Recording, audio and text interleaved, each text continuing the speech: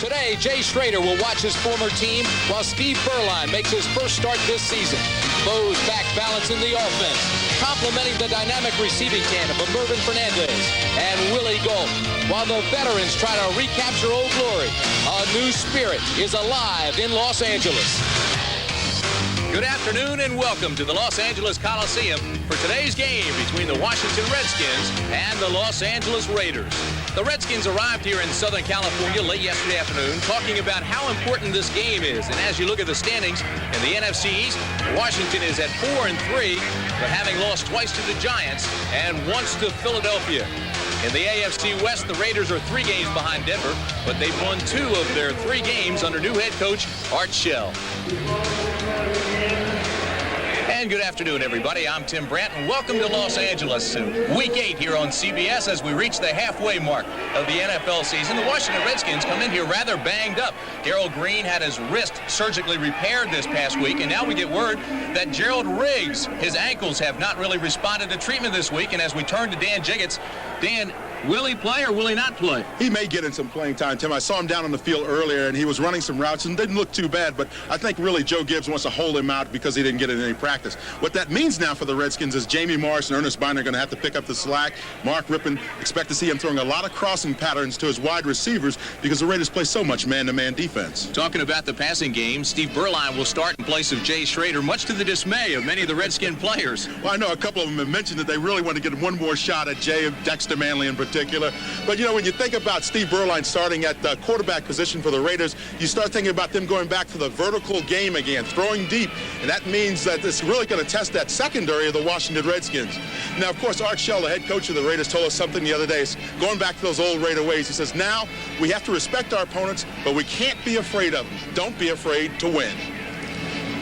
All right, Dan, the weather is sensational. Temperatures expected to be in the 80s. That could be a factor late in this ball game because the breeze is almost non-existent. We are expecting some Santa Ana winds to blow through here later today, but if it stays balmy, that could be a factor late in the game. I hope those winds hurry up and get here. Believe it or not, the Redskins are making their first LA Coliseum appearance in 15 seasons when they lost to the Rams in the 74 divisional playoffs. As you look at Jeff Jaeger, he'll be kicking off for the Raiders, and deep for Washington will be number 80, Joe Howard, and 47, A.J. Johnson. So Howard and Johnson will be standing at the goal line. Johnson's averaging 23 yards per return, 5th in the NFC. Howard is also dangerous, and we're underway.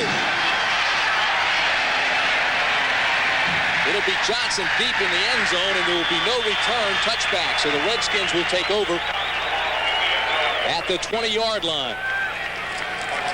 So Mark Rippon comes on for the Washington offense and the rest of that talent that he'll be huddling up with on this very first series. Big, strong offensive line. It's the veteran line. It's been there for so long they call them the Hogs.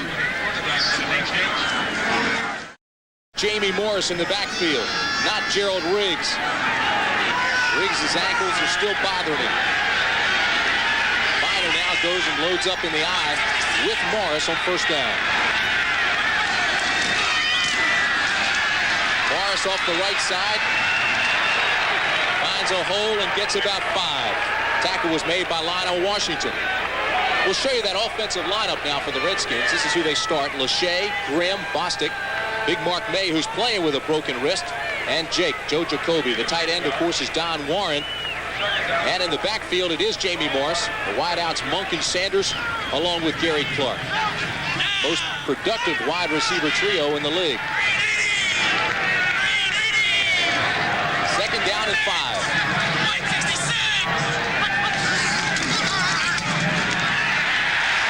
Biner has absolutely nowhere to go. Howie Long, the 9-year veteran, takes him down almost immediately. Defensively, Howie Long is back. This is his second start after injuries. Bob Golick, the longtime veteran out of Notre Dame, in the middle, and Scott Davis up front. The linebackers, King. Robinson is back after a long absence from injury. Benson, the leading tackler, and Greg Townsend. And the secondary, Haynes starts in place of Terry McDaniel, who's banged up. Washington, Anderson, and Harden. Passing downs, Carter and Lee will come in. With the loss of 2 on that last play. 3rd and 7 on the 23. Rippon's first pass of the game. Incomplete. Not even close. Thrown direction of Ricky Sanders. It appeared that Ricky Sanders wanted to cut in, and of course Mark Rippon wanted to throw out. Again, it's a problem sometimes with the reads. Are you getting man? Are you getting the kind of coverage that the quarterback thinks you're getting and the same kind of the receiver's getting? They have to get on the same page. So Moshenko comes on to kick for Washington. Bobby Joe Edmonds will be the deep man for the Raiders, and you see the numbers on Moshenko this year. Edmonds standing at his own 30. This is a rejuvenated Los Angeles team, no question about that. Edmonds at the 38, out to the 45, and that's where the Raiders will have it. So LA starts with excellent field position. The tackle was made by Herb Welch, who was just acquired by the Redskins. Really was a very poor kick by Moshenko. I know he just didn't get it up in the air very well, and as a result, it kind of hit short, 39 yards. 39-yard punt, 5-yard return. That means maybe he should have thrown on 4th down. Holding, number 44 by the receivers, 10 yards, first down. Red Cashin is the referee today, very emphatic with that call, so they move the Raiders back.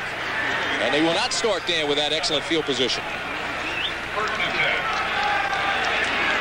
Penalty was on Stephon Adams. So Burline comes on. Tim, when you make those kinds of penalties and you take your team out of real good field position, when you come off to the sideline, you avoid the head coach. You go to the far side of the bench and try to get away from all of the coaching staff. You don't want to see them there. Sound like you're doing that from experience.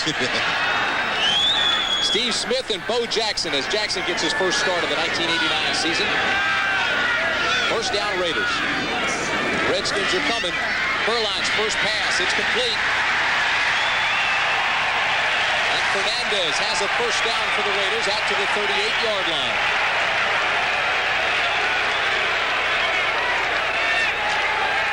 The offensive starters, Graves, who has struggled at that left tackle spot. Giesick, Mospar, Wisniewski, the rookie. And he'll be going against the other rookie rocker today, Wilkerson, and Mike Dials, the tight end. In the backfield, we mentioned that Bo Jackson gets his first start of the year. He's back there with Steve Smith out of Penn State. Willie Galton, Fernandez are the Flyers outside. Vance Mueller and Tim Ware come in obvious passing situations. First down, Raiders. Jackson goes to a wide receiver at the bottom of your screen. Burline, backside pressure. Now has plenty of room on that left side and slides down at the 43-yard line. They'll mark it almost at the 44. Greg Minuski will get credit with the tackle. Here's another situation. Olkowitz is out and Minuski comes in. Up front for the Redskins, Manley, Grant, Tracy Rocker will start in place of Cook. Cook is out. He's banged up and man. Marshall, Minuski, and Caldwell are the linebackers, and Monty Coleman has a hamstring injury. Davis, Wilburn, Bowles, and Walton. Wilburn goes at the cornerback spot replacing Green. A.J. Johnson and Martin Mayhew will be the nickel and dime backs. Second down and 4, a long 4. This is Jackson, left side, big hole. First down near midfield. Todd Bowles trips him up there.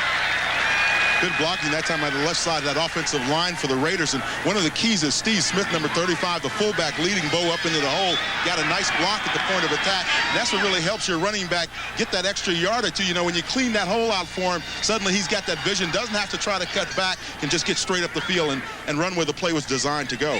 Interesting note, Dan, Bo Jackson has not rushed for 100 yards in any of the last 14 games he's played. I'm sure the Redskins are going to wish you didn't say that. First down, Raiders at midfield. Here he is.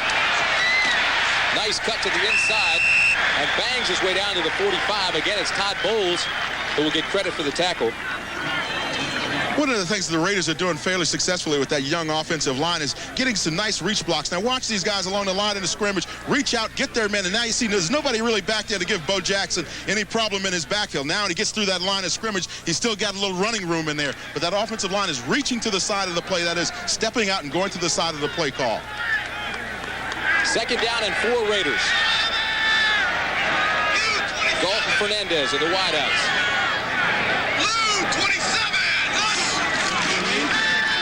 Burline again has plenty of time, throws. Fernandez has it at the 24-yard line.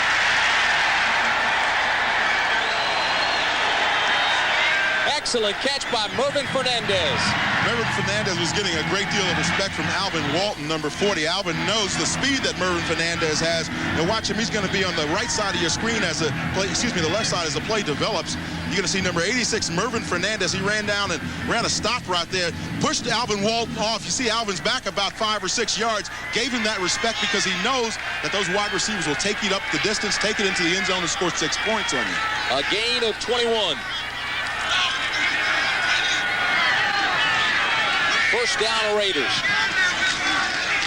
Nice play inside to Smith, who carries the ball to the 17-yard line. They faked the pitch to Jackson and gave it straight ahead. Raven Caldwell made the tackle. Tim, you go back to some of the old things that made Raider teams special, and even with the Washington Redskins, same kind of thing. Running game makes you special. You solidify your running game, and then you go on, and with the passing game, you kind of get things developed there. But with the Raiders, it meant going downfield, going deep, and with a vertical stretch offense. Second down and 5. Raiders. Excellent drive, led by Berline. Going deep. Touchdown, Los Angeles. It's Mervin Fernandez.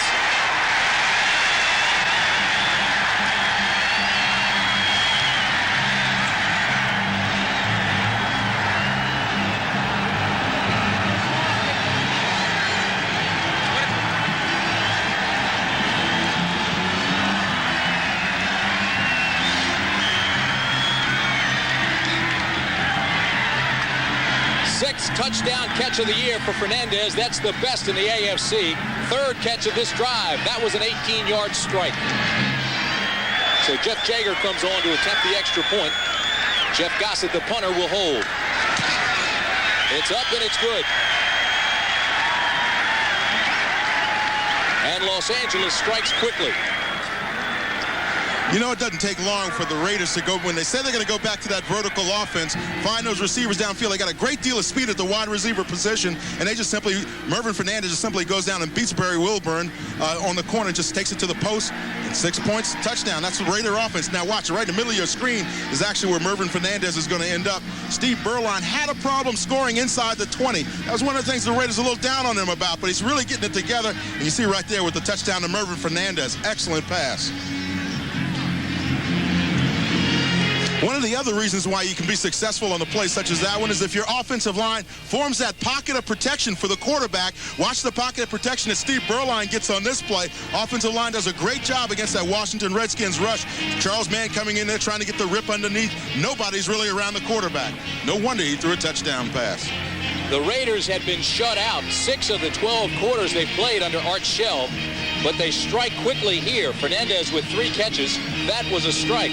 And they were working on that right side where normally Darrell Green would be. Well, you know they're going to test you. If you're the guy that's replacing Darrell Green, in the case Barry Wilburn, you know they're going to test you a little bit just to see what you're made of. And certainly when you have to face guys like Fernandez or Galt, that's a test in itself anyway, without them throwing the football your way.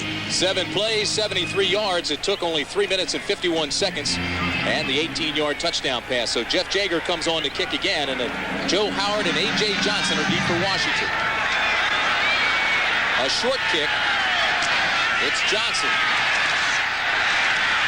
Johnson gets a block and carries tacklers to the 24-yard line, and that's where Washington will start after a 17-yard return. The tackle was made by Ethan Horton. So Rippon comes on for his second series of the afternoon. I want to pass along happy birthdays to Mark Rippon's young daughter. She was 1 year old a few days ago, Amber. You mentioned that. This is the first thing you mentioned when we met with him. I know he's very excited about having that young daughter. Hard to believe that's been a year. Got into his new house, got his first start, had his baby Amber, all in the same week last year. Play action for Rippon this time. Goes underneath, incomplete. It was intended for his tight end, Don Warren. Jerry Robinson was the linebacker in the area. Little play action there off the counter tray. They ran the counter tray earlier in the last series and kind of set that up for the play action now, and they came back with it, but Mark Rippon just couldn't find Don Warren downfield, underthrew him just a little bit. 9 minutes, 13 seconds remaining in the first quarter. It's 7-0 Raiders.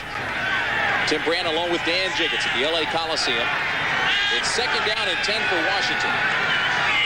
As The Redskins go to 4 wide receivers. Rypien is sacked. Big Howie Long came through and got the sack.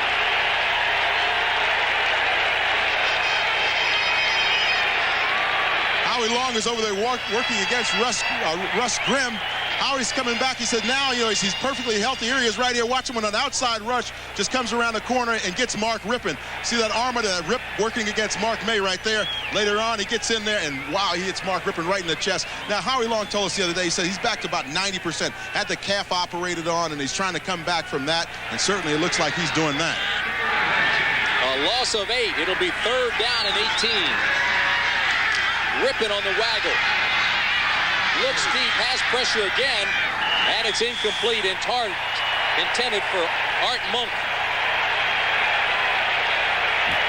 We want to welcome those of you who have been watching the Rams in Chicago game. The Bears winning that one 20-10. Here in Los Angeles, it's the Raiders 7 and Washington nothing. Mervin Fernandez with a touchdown catch from Steve Berline, 18 yards, the only score in the ball game. Shenko will be kicking for the 2nd time this afternoon. We saw Bobby Joe Edmonds deep for the Raiders. It's a low tail wagger. Edmonds takes it at the 32 and returns it to the 49-yard line, so it's a 52-yard punt, a return of 16 yards, and the tackle is made by Kurt Covea. But again, Dan, the Raiders start with fine field position. And that's really one of the keys to what you can do offensively now for the Raiders. Suddenly you don't have to worry about trying to grind the ball out, get it away from your end zone and those kinds of things. You can be a little bit more flexible with your passing game. You can try to go back to that vertical game and maybe try to get another one of those wide receivers, a Galt or a Fernandez, loose in the secondary of the Redskins. Bo Jackson and Steve Smith in the backfield. It's Berline, the quarterback, on 1st down for the Raiders.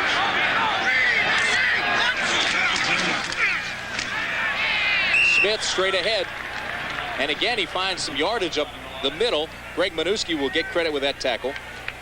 Often people will ask, well, why do you run a dive play like that where you're fullback, where you gain 2 or 3 yards? Well, some of the things you're doing is you're trying to set up some other things. You want to lead that fullback up in there a couple of times, and then you lead him up in there and hand the ball off to Bo outside or something like that. So you're setting things up, being very careful to structure your offense so that it all comes into play and makes some sense. Just having Bo Jackson in the backfield and a Willie Galt on the wideout, and the defense automatically has to soften. Berline on 2nd down has it complete. That's Willie Galt. It's another 1st down at the 31-yard line.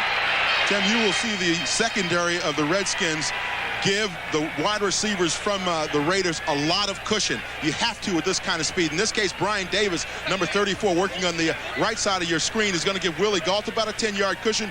Galt runs the stop at about 10 yards. You see Davis off again. Now he's got to react back. But that's the way you stop from getting beat deep. And certainly that's got to be the thing that's on the mind of the secondary of the Redskins. A gain of 15. 1st down Raiders. At the Redskin 32. Smith, big hole to the outside, inside the 15 to the 13-yard line, knocked out by Todd Bowles. Talked earlier about going to that running game and sending your fullback up inside. Now he comes on back outside. Good blocking to the front side. That is the play call side. And Steve Smith just simply squeezes through it. Now watch the blocking up over here. The tight end from the tackle, from the left tackle. Watch that blocking along the line of scrimmage. See them picking up their guys. Roy Graves there has got a nice block on Dexter Manley, number 72. That allows Steve Smith, number 35, to squeeze it up there. Mervin Fernandez, 86. Wide receiver downfield, throwing a great block. Fernandez is 6'3", 200, though. He's not afraid to throw his body. He shouldn't be. 1st down Raiders at the 12. Moving methodically and effectively against Washington. Bo Jackson left side gets a couple. Talked in the last play about Dexter Manley and how he got handled that time by Roy Graves. That time tried to come inside. Roy just kind of carried him around. He didn't look great on the play, but it was effective still. The tackle was made by Wilbur Marshall. Bowles and Manley was in there. It'll be 2nd down and 7 at the 8 as you look at Art Shell, now in his 4th game as head coach. Played collegiately at Maryland State, 42 years old, 22 years with the Raiders organization. Has yet to negotiate a new contract. as head coach. He's been too busy trying to revamp things. Fernandez in the corner, touchdown Raiders.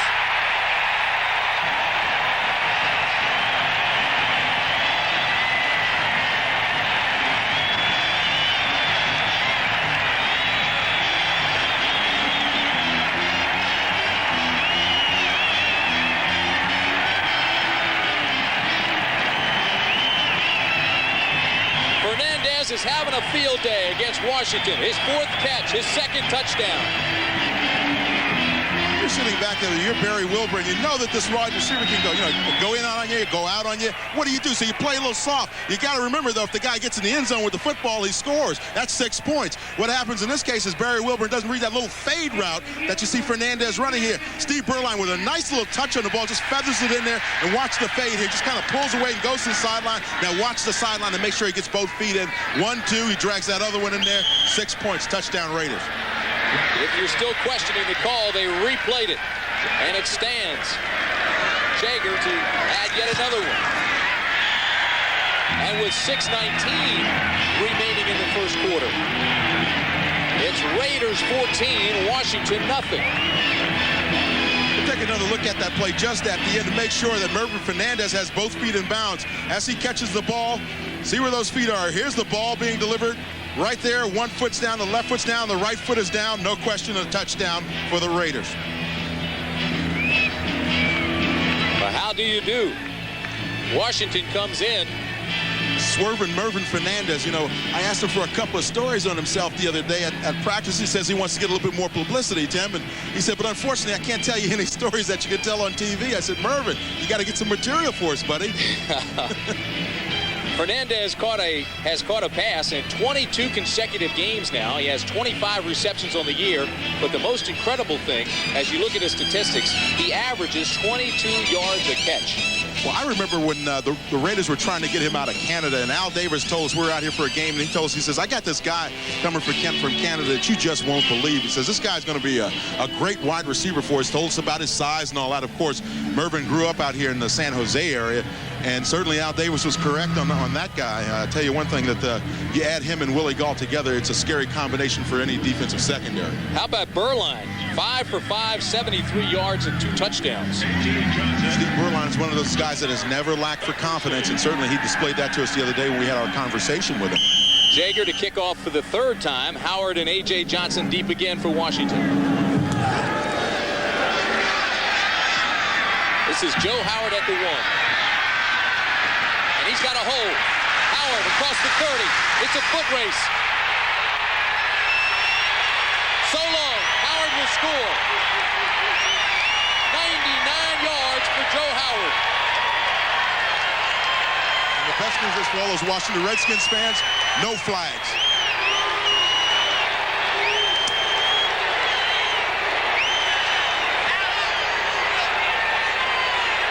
This may be a track meet today.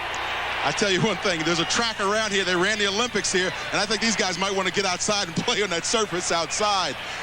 When you run that ball back, and everybody says take it up the field, take it straight up the field when you run it back, but that time Howard found a little crease outside, just broke it outside. Great blocking up front. It was designed to go that way, by the way. He took it 99 yards for the touchdown to get his Redskins back in this ball game. Joe Howard played basketball and football at Notre Dame. Washington High School product from John Carroll High School in the Metro Conference. 99-yard kickoff return. Good look at Chip Lowmiller. You'll be able to see for yourself where that ball comes. And it's good. That's the longest kickoff return in Redskin history. And Washington now trails by 7. Tim, I remember we talked to this young man in the last game of the preseason down in New Orleans, and he was hoping that he could make an impact on special teams. Now watch him make an impact here for the Redskins. Watch the blocking up front. Right there, key blocks thrown up front, and all of a sudden Joe Howard is in the open. It's a foot race, and nobody's going to beat him to the end zone. I don't think if Willie Gault was out there, he could have caught him.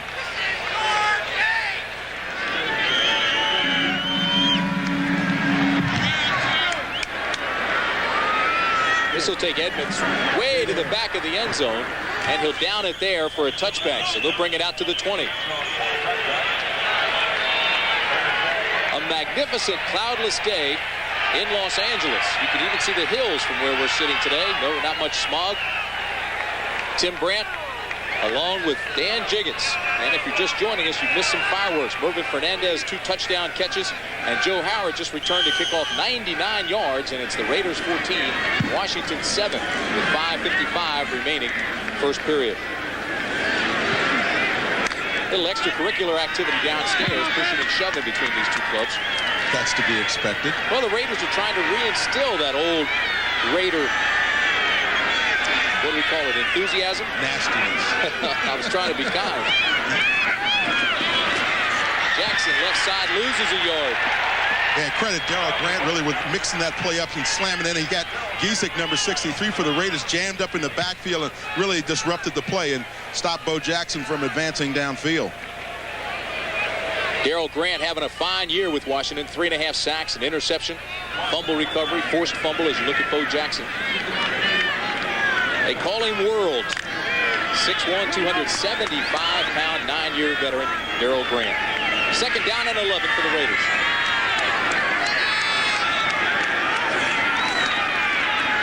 Burline underneath to his tight end Dial, and Dial is out to the 24-yard line.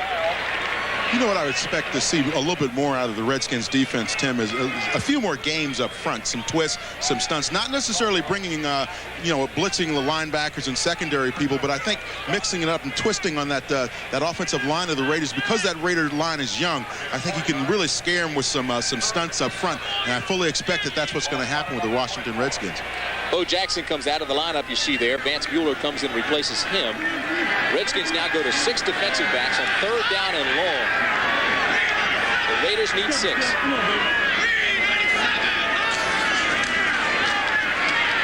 Burline.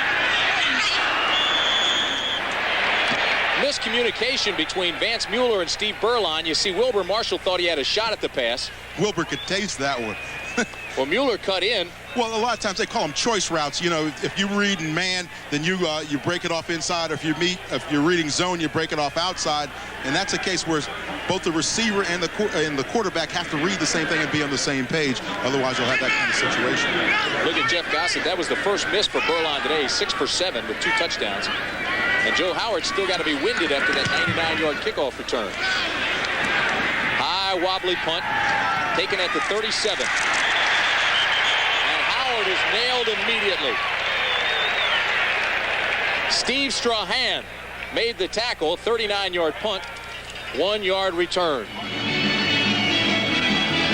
A look at Jerry West enjoying the sunny afternoon here. He's got to be enjoying this with all the jump balls we've seen so far on the timing patterns from Burline. He might be thinking about signing a few of these players from the Raiders. Have some more Bo Jacksons in the crowd. Best field position of the day for Washington. Jamie Morris taken down from behind by Howie Long, and the Redskins lose 3 yards. Tim, when you run that counter tray like Washington loves to run it, of course, everybody in the world knows you're going to run it. Howie Long read it that time. Watch him on the backside of the play. Just come right in, jump right in on that play. Watch number 75, Howie Long, right there. Come right back, trail the play, and make the stop in the backfield of the Washington Redskins. He's seen that play so many times. He goes, hey, look, you're not fooling me with the counter tray. I'm not going to let you block back on me and take me out. I'm just going to follow the guard right down the line of scrimmage. Second down and 12. Biner now in the backfield. Rippon with time. Goes in the direction of Art Monk, but he got tangled up out there and fell down. There are no flags. He was out there bumping with Haynes. Rippon now 0 for 4. Mike Haynes is one of those guys that's been around for a long, long time, since 15th season in the National Football League. Didn't know whether or not he might get a start today, but he said, hey, look, at my age, you just come out there, and if they ask you to start, you start. If they tell you you're not going to start, you just go over there and do whatever you can on special teams, and that's asking a lot out of a guy that's been around 15 years. Starting in place of Terry McDaniel, who has back spasms and may or may not play today. 3rd down and 12 for Washington. Everybody jumps, and Howie Long comes over to try to get a free shot. We'll wait and see if he was drawn. We know one thing about Howie. He's always going to point out who drew him off. Long has played in 113 league games as a Raider. That's the most of any Raider. Look at him. He's trying to talk to the officials. Start. Number 63 on the offense. Still 3rd down. See, that's how he's going to find somebody and point him out and tell the refs. That's absolutely what he's going to do. Raleigh McKenzie, number 63 for the Redskins, is the man who was nabbed. He said he's got a lot of acting offers out here in the Los Angeles area since the Raiders moved down here, and that's one of the things that he may pursue when he's finished playing football. But now he says since Art Shell's a coach here, he was thinking about 2 more years before Art took over, and now he wants to play 4 or 5 as long as he can until they run him off. Raiders have several thespians. Yes, they do. Willie Galt is one, too. Galt's been taking acting lessons. 3rd down and 17, Redskins at the 32. Again, long jumps. And the play's whistled dead. False start on the right side of the offense, still 3rd down. Well, they won't tell you who it is this time, but McKenzie was over there with Lachey. See, Howie's down there having a conversation now. He's a diplomat. See, after he gets you to rock back a little bit, and then he wants to talk to you and make nice for you. Now, here's another replay of it. Watch the the left side of that offensive line for the Redskins. And I really can't see anybody moving except Howie Long. He looks like the guy that jumped off on that play. So it'll be 3rd down and 22 at the 27 for Mark Rippon. 6 defensive backs for the Raiders. There's pressure. Rippon throws it underneath, almost intercepted. Eddie Anderson got his hands on it. It was poorly underthrown. It was poorly underthrown, partly because Howie Long was working on the twist that time and really got in the face of Mark Rippon. Watch Howie Long take his route around this way. You're going to see him twist with Scott Davis coming across here, and as a result, they get right in Mark Rippon's face. There's Howie going along on the twist, comes around. Mark May really can't get him. He's got the bad arm there. That flushes Rippon out of the pocket. Now he has to try to dump it off short. So Washington's got a punt. Oshanko's punt is a long way. Bobby Joe Edmonds will chase this one all the way back to the goal line. And he'll bring it out. Great punt. And Bobby Joe Edmonds should have let that punt continue on into the end zone, bring it back out to the 20. A 73-yard punt by Mochenko. A 17-yard return. 3 minutes, 12 seconds remain. First quarter here at the LA Coliseum. 14-7 Raiders. Bo Jackson continues to boggle the minds of sports fans in America. MVP in the 1989 All-Star Game, and he is the only athlete in the United States today who could end up most valuable player in both baseball and football. It's conceivable. Certainly is. Bo knows how to do a lot of things, and Bo knows how to play baseball. Bo knows football. Bo also knows how to say no. Yesterday we tried to get him for an interview. Boy, did he do an open field run on us. He broke one way, broke the other way, and took off. Said he had to go pick up his kids at the babysitter. Bo knows. He had a scouting report on us. Yeah, I don't believe that. No. Tracy Rocker was a teammate of Bo Jackson's in college at the University of Auburn University. Said he never really lifted weights. He's just naturally strong. First down, LA. Berline's got Manley coming after him, and he drops it to Smith. And Smith is taken down at the 17-yard line. They'll mark it. It's a loss. Tackle was made by Charles Mann. Tim, you see how well the defense of the Redskins played that screen, though. You saw the tackle from the Raiders drop back and try to cut the defensive end. It took the defensive end about 2 days to get there, and he never really did get there because he read the screen right away. That being Charles Mann fell back off on that very nice read that time by the defense of the Redskins on the screenplay. Second down and 11. Berline is 7 for 8 in his first start this season. And he's going to throw again, but he's got backside pressure. Throws almost intercepted by Alvin Walton. It was intended for Fernandez again. And right now, Alvin Walton is saying to himself, if I had a pair of hands, I would have caught that one because it hit him in a dangerous spot right in his hands, and he could have taken off and scored with that one. Walton has 4 interceptions this year, 2nd in the NFC, 3rd in the NFL. What happens many times, though, is when a receiver crosses in front of you, and then all of a sudden that ball comes right behind him. You don't have enough time to visualize it. Not making an excuse for Alvin Walton, because certainly I'm sure he'll tell you he should have caught the ball as well. Martin Mayhew comes into the secondary now for Washington as the Redskins go to 6 defensive back. Clarence Vaughn also in the game. 3rd down and 11. Berline has all day, now has backside pressure, throws it across the middle, and it's caught for a first down. Mike Alexander, his first catch of the afternoon, and a big, big play for LA. Mike Alexander did something that's very smart for a young wide receiver to do. Watch him on the right side of your screen. He's going to see his quarterback roll out to that right side, Steve Berline. Got good time, good protection, but Alexander uncovers downfield. Now you see him at the top of your screen go back towards the middle, recognizing that he had no more sideline left to take up, so he just went right back to the middle of the field and got to an open spot, let the ball get squeezed in there. So the Raiders get 14 yards on that play. It's first down at the 31.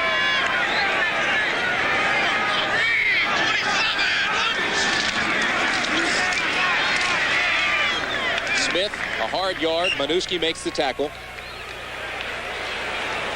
Manuski replaced the injured Neil Olkowitz. This is only his third start. Second-year veteran out of Colgate.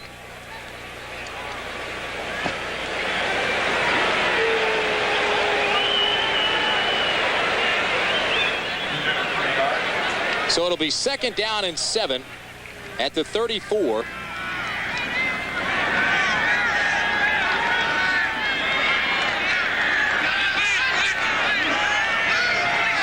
Goal of the wideouts. Berline's had the hot hand. This time it's the pitch back to Jackson. Breaks a couple of tackles out to the 38-yard line. Not enough for the first down. Brought down by Todd Bowles and Kurt Gavea. Now, one of the things that Bo Jackson will try to do a lot of times on a defense is try to break it back. That is, go back to the other side. When he started to the right, maybe he'll try to break to the left. But in the situation against the Redskins, you know that their defense stays at home on the backside. Here, Bo's just going to take it all the way to the right side, get some good blocking up front. That's when he should have cut it upfield right there. Try to string it out to that sideline, and that's really not the place to be because that's where the Washington Redskins linebackers are. Third down and a long 4 at the 37. Berline to Smith, first down, and then some up near midfield. Nice touch pass by Steve Berline. Kurt Gavea knocks him out, but it's a gain of 13 yards. Kurt Gavea trailed the play all the way, and Steve Smith made his move to the outside. Gavea was about 2 or 3 yards behind him and beat already. Nice little touch there by Steve Berline to get it in there because that's a tough pass to throw when your running back is closing in on that sideline. You have a really tough angle, and Berline did a nice job of getting it in there, and Smith made a nice run on the play after he caught the ball. I think we should mention also that Monty Coleman has a sore hamstring and most likely would have been out there, the linebacker covering that play. Gavea goes instead, and Smith makes the completion. This will be the last play of the first quarter, and Berline's going deep. Incomplete, and there's a flag. Willie Gault was being bumped down the sideline by Brian Davis and Alvin Walton. This is the 8th game now they played this season in the National Football League. I guarantee in about 3 or 4 of them, Willie Gault has not been covered deep. And finally, the Raiders are trying defense, number 34 on the defense, first down. Now the Raiders want to go back to that vertical stretch offense. Brian Davis is going to be working one-on-one. He's going to get very comfortable with Willie Gault because he's going to see him all day. There you see him just kind of getting in the back of Gault. He's trying to pull up a little bit, but Willie acts a little bit. We said he wanted to be a thespian. He acted a little bit on that play and just kind of pulled back and got the flag thrown for himself. Got their feet tangled up. He never looked back for the ball. Brian Davis, the cornerback for the Washington Redskins, told us yesterday he wasn't really all that experienced at playing football because he really just got into it in college. And here you see a little bit of that inexperience. If he'd looked back for that football, maybe he wouldn't have gotten the flag thrown on him, but he really was beaten by Willie Gault. Had a good enough speed, though, to stay up there with him. He runs a 4.2. Willie probably runs about a 4.1 40. 39-yard penalty. So it's first down Raiders at the 11. Berline, 9 for 11, 105 yards and 2 touchdowns. Time of possession, Washington had the ball only 4 minutes in the first 15 minutes. LA, almost 11.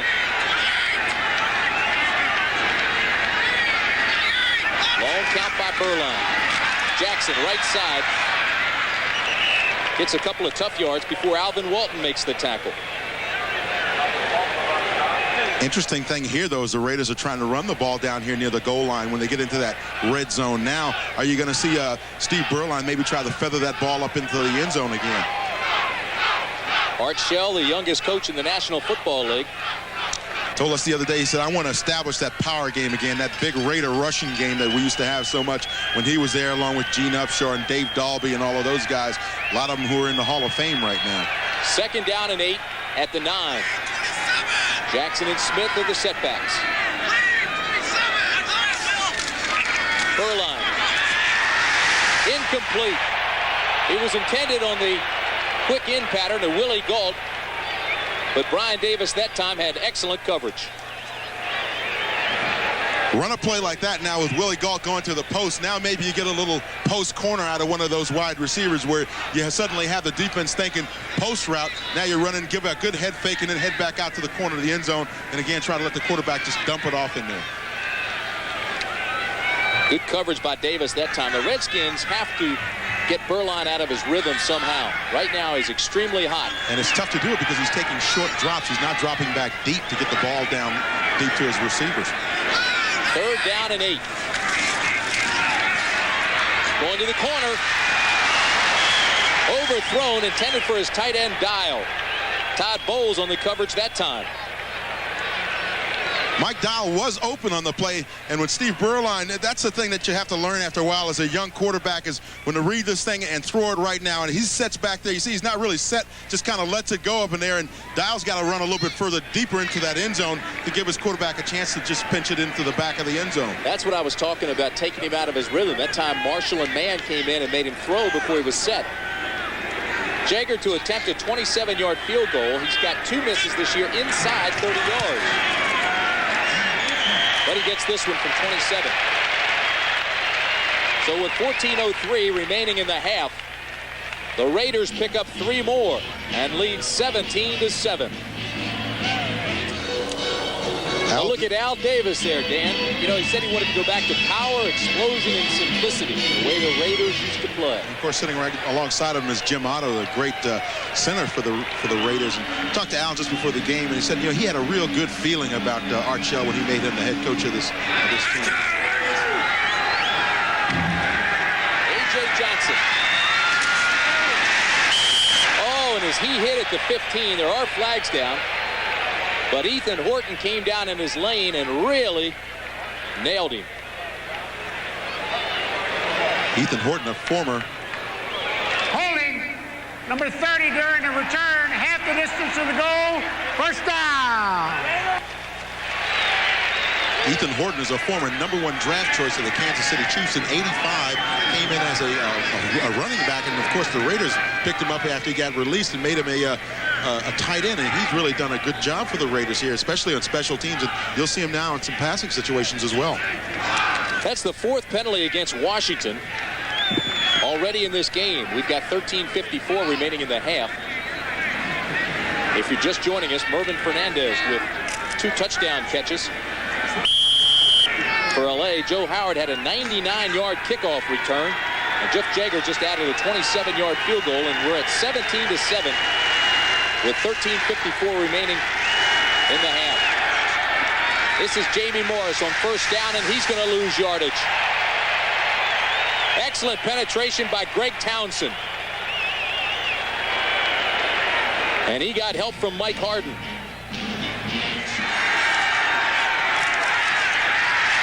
Rippon has plenty of time to Biner.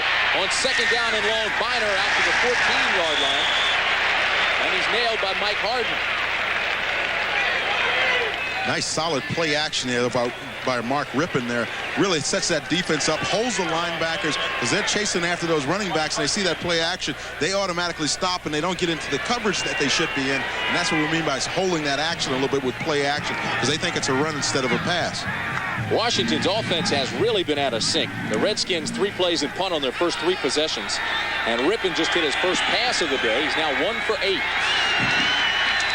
3rd down. Rippon going deep, has Sanders. To the 37-yard line, out of bounds at the 34, and there's a flag. Ricky Sanders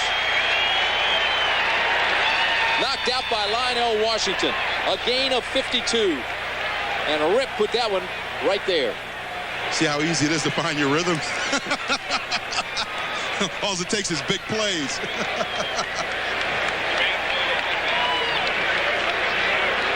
Face mask, Number 45 on the defense, 5 yards, first down. And he's a 10-year veteran. Rippon now gets good protection up front from his offensive line. He's looking to that left all the way. He knows he's got his receiver down there deep and just unloads the ball to Ricky Sanders, who turns around, actually has to wait a little bit for the football to be delivered. Now he can't outrun the secondary, though, and then he gets trapped on that sideline. And watch the little face mask right there by Mike Harden. It was an incidental contact to the face mask. On first down, Morris gives ground and loses ground. Tom Benson, the leading tackler for the Raiders, came through cleanly and made the stop. And there you see two Plan B guys, number 79, Bob Golick, the nose tackle, and Benson, 54, the linebacker, both Plan B guys that the Raiders signed when those free agents were made available, and certainly both of those guys have made the most out of this situation coming here to the Raiders. They said that they kind of fitted in real well and thought that they might run into some resentment from the older Raiders here, but everybody's just kind of made themselves at home, particularly Golick. He wants to move out here now from Ohio. A loss of 5, it'll be 2nd and 15 for Washington. Rippon's got problems. Now throws it incomplete. Intended for Sanders. Right now, let's take you back to New York and Brent Musburger. Well, Tim, the leading scorer for the New York Jets, Eric McMillan. It is Craig with the fumble. Sonny Bono now quarterbacking San Francisco. Steve Young is out with an injured knee. You know I got the wrong Bono, but you get the idea, don't you, Tim? Back to you. Hey, Brent. Absolutely, and Cher was coming on the rush. I was going to ask Brent. I said, was Cher coming on the rush? We get the idea, Brent. 3rd down and 15 at the 34 for Rippon and Washington. Rippon. Complete to Monk inside the 15 to the 14.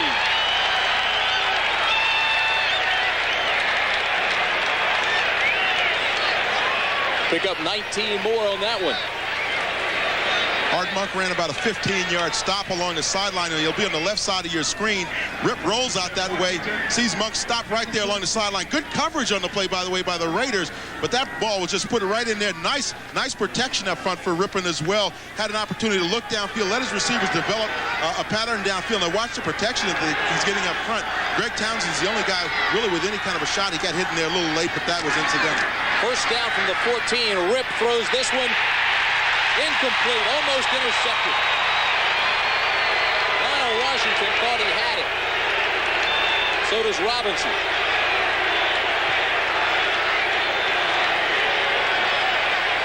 No question they will be looking at this one upstairs, and very shortly we're going to get a look at it as well. Here is from the end zone. Plays made by Howie Long, though. He put all the pressure up on Rippon. Well, and down further downfield, you see Lionel Washington trying to trap that ball, and he did not have possession of that ball when he went down to the ground. Here's another look at it. And that one is really tough to see, but you can see that ball hitting the ground before he has control of it. Just kind of hit down there. He settled on top of it.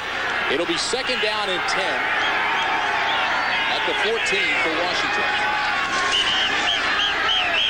Rippon underneath the Biner, and the play is flagged dead before Rippon can release the ball. False start. Number 85 on the offense. He'll 2nd down.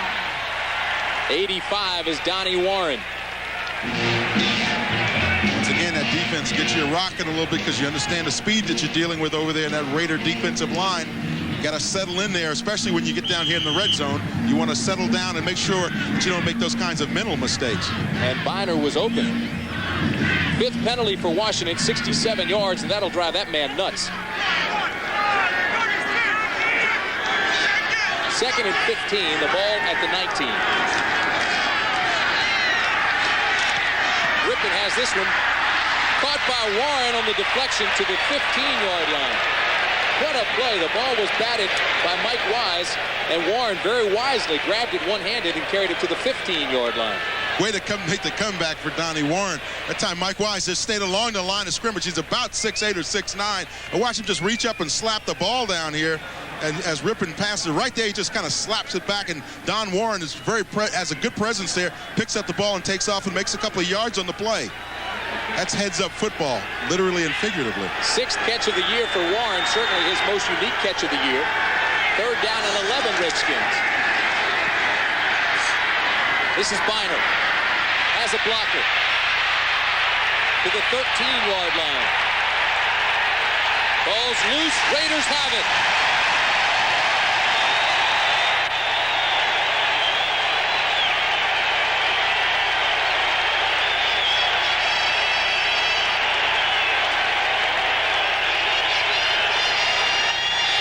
Greg Townsend made the recovery. Eddie Anderson knocked it loose.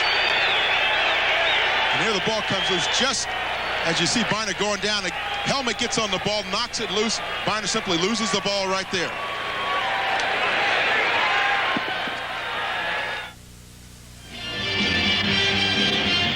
Nine minutes and 57 seconds remain in the half. And this tells the story. Bad hands by Washington. They've lost 10 fumbles this year. And many of those were critical. Gerald Riggs with a couple of critical fumbles against the Giants in the very first game, Monday Night Football, inside the 20. Rippon's been sacked 7 times, fumbled 7 times, and again, the Redskins were threatening against the Raiders here, and now it's Ernest Biner who drops the ball inside the 10. First down, Raiders.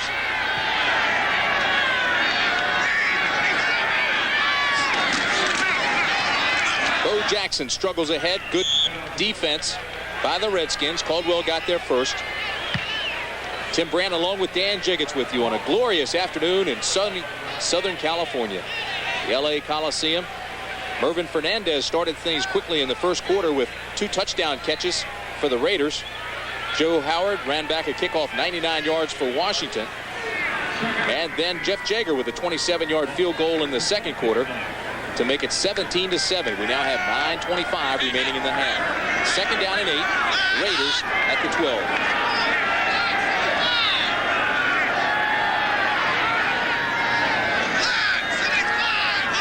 Long count by Berline.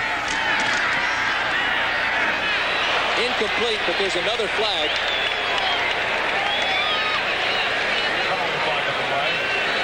I couldn't tell if it was intended for Galt or Jackson, but the penalty's against LA. I think it was actually holding on the offensive line of the Raiders.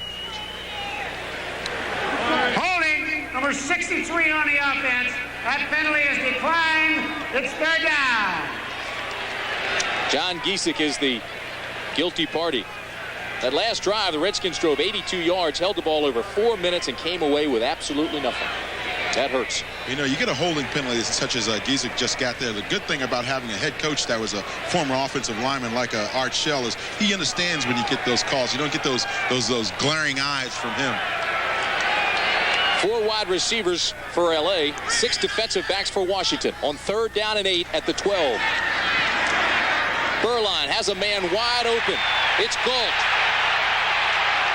to the 37-yard line. Willie Galt. A gain of 25. These Raider wide receivers run all of their routes at least 20 yards. You got guys like Willie Galt. It only takes him about 2 or 3 seconds to get down there. Here, Berline, good protection up front. Galt runs the out pattern at about 20 yards, and the defender, Brian Davis, just can't keep up with him. Misses a tackle there. Galt makes a little inside move to try to escape, but he gets caught later on. But you know that these Raiders, you look at the averages of these wide receivers, they're all averaging over 20 yards per catch. Galt and Fernandez. That's his 12th catch of the year. And it's first down at the 37. Play action. Berline's gone deep. Has a man wide open. And dropped. Willie Galt was wide open.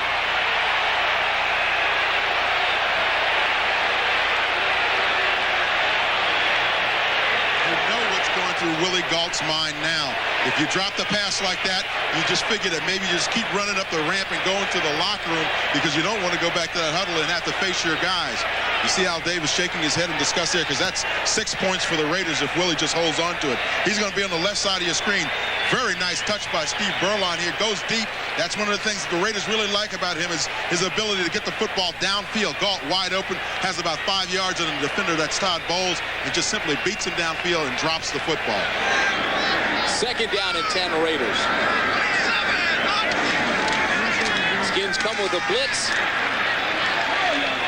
And Darrell Brandt and Charles Mann take Jackson down for a loss of 2.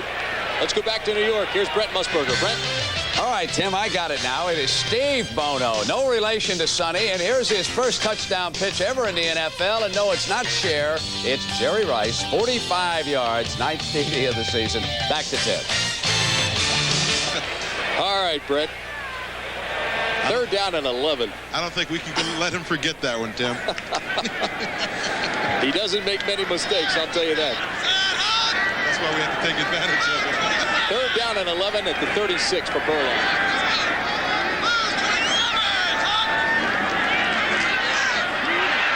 Redskins are coming. And again, Alexander was open and Burline threw behind him. Wilbur Marshall was coming hard. Wilbur Marshall came on the blitz outside, untouched. Watch him coming here, just come right to the backside of Steve Burline. Burline really doesn't see him, but Wilbur's coming. You see that back, that Steve Smith go up inside and block Todd Bowles, so nobody's left there to block Wilbur Marshall, and he unloads on Steve Burline. So Gossett comes on to punt it away for the Raiders. Joe Howard of the Redskins standing at his own 25. It's a wobbly kick that won't turn over. This is Howard. And again, excellent coverage by the Raiders special teams. A 38-yard punt, no return. The tackle made by Emmanuel King.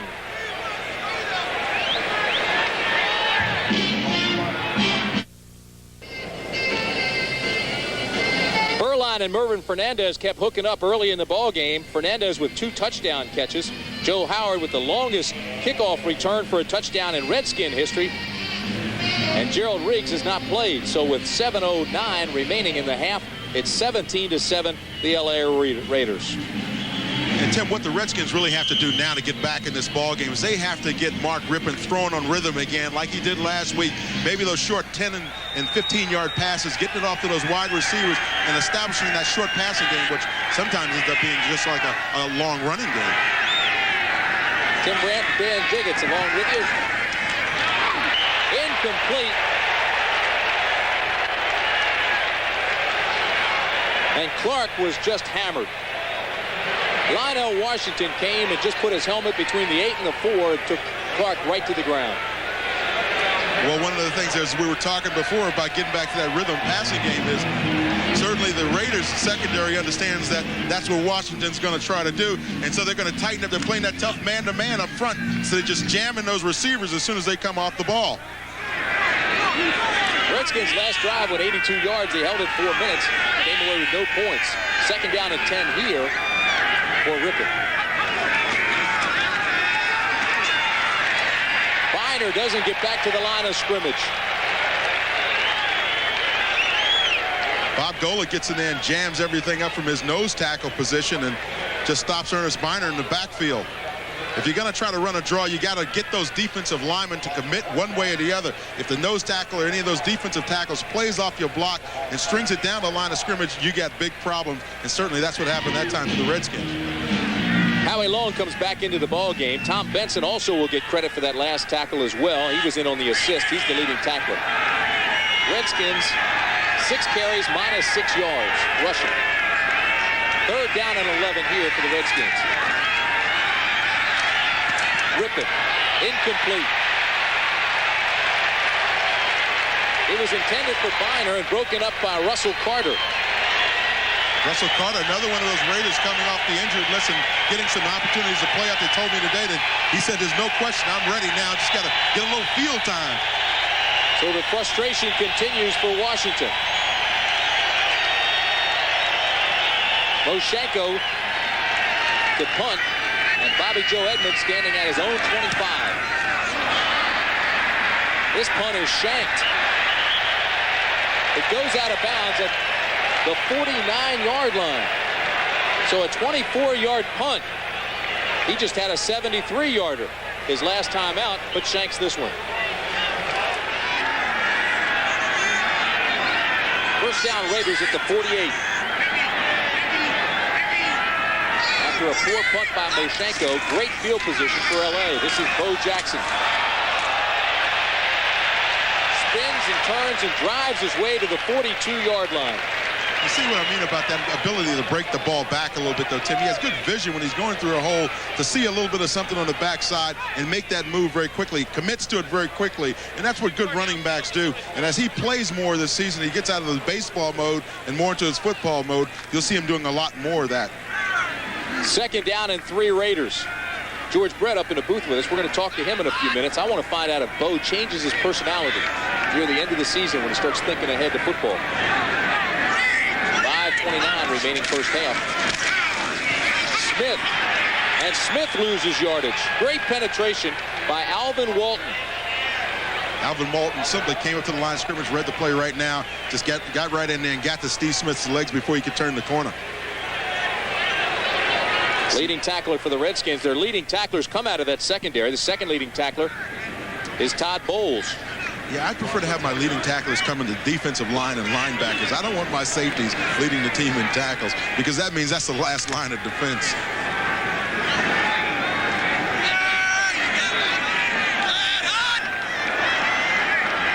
Redskins come with 6 defensive backs. Berline on 3rd down and 8. Has the ball batted up in the air, incomplete. Washington came with a lot of pressure from outside and in. Little clean and press there by Charles Mann. Got right in Steve Berline's face and just hit him right in the chest just as he was trying to release the ball. Berline came up limping. I would too if Charles Mann hit me in the head like that. Jeff Gossett. You see his numbers, and he'll be kicking to Joe Howard. The Redskins will let this one hit. And it'll be down at the 4-yard line. Stephon Adams downed it after a 42-yard punt. Joe Howard had no intentions of returning it. He immediately looked for a block. Tim Brandt and Dan Jiggers with you at the LA Coliseum. George Brett has come into the booth. George, does Bo change at all at the end of the year? Does he start getting into a mental aspect where he's ready to play football? Not really. He talks baseball during baseball, football during football. I was talking to him yesterday at practice, and he said, what about some of the changes the Royals made? And then all of a sudden one of the coaches said, hey, Bo, come on. He said, see you, George. Rippon to Monk to the 12-yard line. I want to know the trick of breaking those bats over his head. I've seen guys break them over their knee, but never over their head like he does. He's an amazing athlete. He really is. George, what do you think it takes out of a guy physically, though, to play 2 professional sports like that? Well, I don't know many people that could do it. In fact, I was real surprised the way Bo came back after his first year playing football in the spring training the next year. I thought he'd be all banged up and, start off real slow. He started off real fast, and spring training had a great one. So. 2nd down and 1. The Redskins bang it straight ahead. They'll be close to the first down. I don't know if Morris got it. Bob Golick made the tackle. Were you surprised at the domination of the Oakland A's? Well, it's like I was telling you earlier. I knew how good they were, and I really didn't know how good San Francisco was. And San Francisco's pitching just wasn't there, and Oakland's was. With the disaster up there, everybody got a chance to set up their rotation the way they wanted it. And Oakland, obviously with Mike Moore and Dave Stewart, they're 2 pretty tough pitchers to beat. George, thanks. Okay. Good luck to you. Have a good day. George Brett, what a great player he is. 3 minutes and 45 seconds remaining in the half. It's 17-7 Raiders. And it's 3rd and 1 Washington.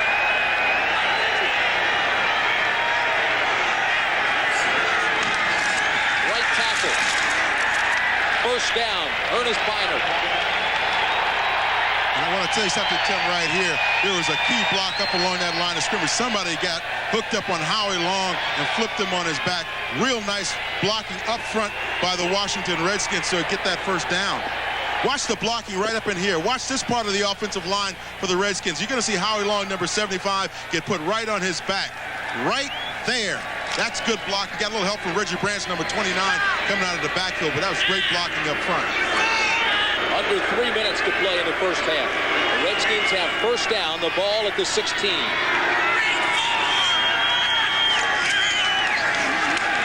Morris tripped up, and he loses a yard again. It's Howie Long. Howie gives and Howie takes away. That time he's working against Mark May. Mark's trying to string the play out to the sideline. Howie cuts back inside, throws him off with those strong arms he's got, and just reaches back in and makes the stop. Howie Long, Bob Golick, Scott Davis.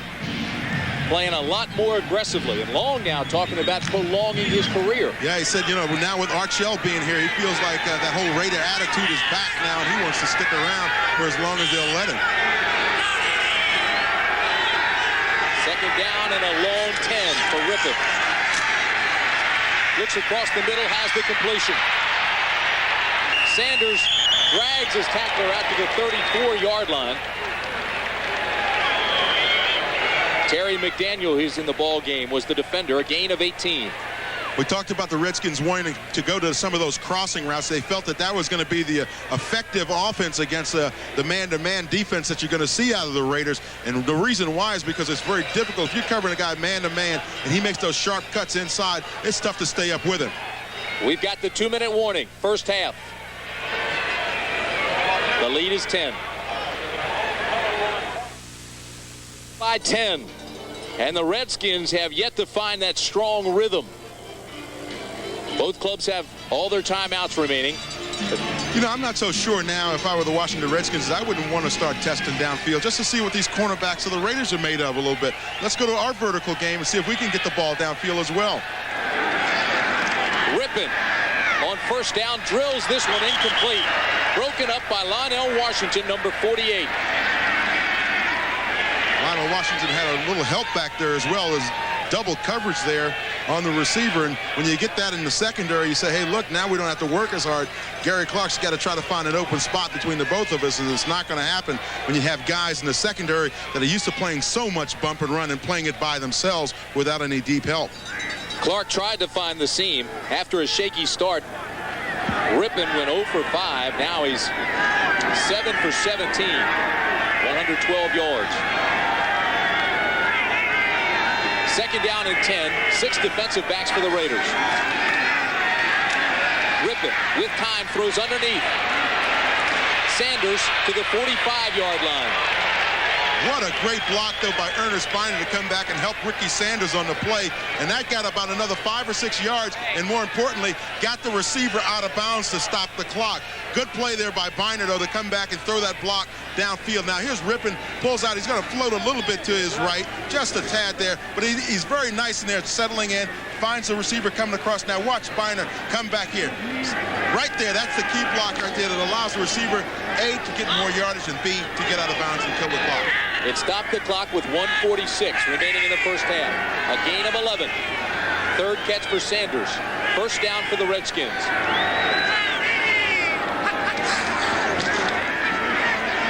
Rippon intercepted. Jerry Robinson to the 30-yard line. And Lachey cold-cocked it. Robinson looks like he's out. Looks like he got hit by Mike Tyson. I believe it was Jim Lachey, but he just really crunched him. Well, the thing you want to do as an offense, as if defenders make those interceptions, you want to make sure that you get your shots and let them know that it's not going to be a free ride when you make that interception. We'll certainly hope that Jerry Robinson's not hurt seriously on the play. He was playing underneath. Now, a lot of times you'll see defenses play man underneath and a little bit of zone back there. He's right in the middle of your screen now. Rippon sees the receiver coming across, but does not see that linebacker floating across the middle. This is a 25-yard return by Robinson, but then Lachey causes a fumble and Washington recovers. And right here at the end is when the fumble comes. Jerry Robinson just gives up the ball there as he gets knocked out on the play. And looks like Lachey may have even recovered the ball. Boy, you call that a slobber knocker. That's a hit. Here it is again. Now watch, he gets set up there, I think, by Biner, and Lachey just knocks him out and takes the ball away. It's on the far side of the field. It's a little difficult for us to see all the way over there, because it is a long way from where we are. But certainly Jim Lachey got in there and really just made a nice play. They're still working on Robinson as you look at Jim Lachey. So it's ruled a 25-yard return by Robinson. A fumble, and the fumble's recovered by the Redskins' Jim Lachey. And Robinson is up and appears to be at least in one piece.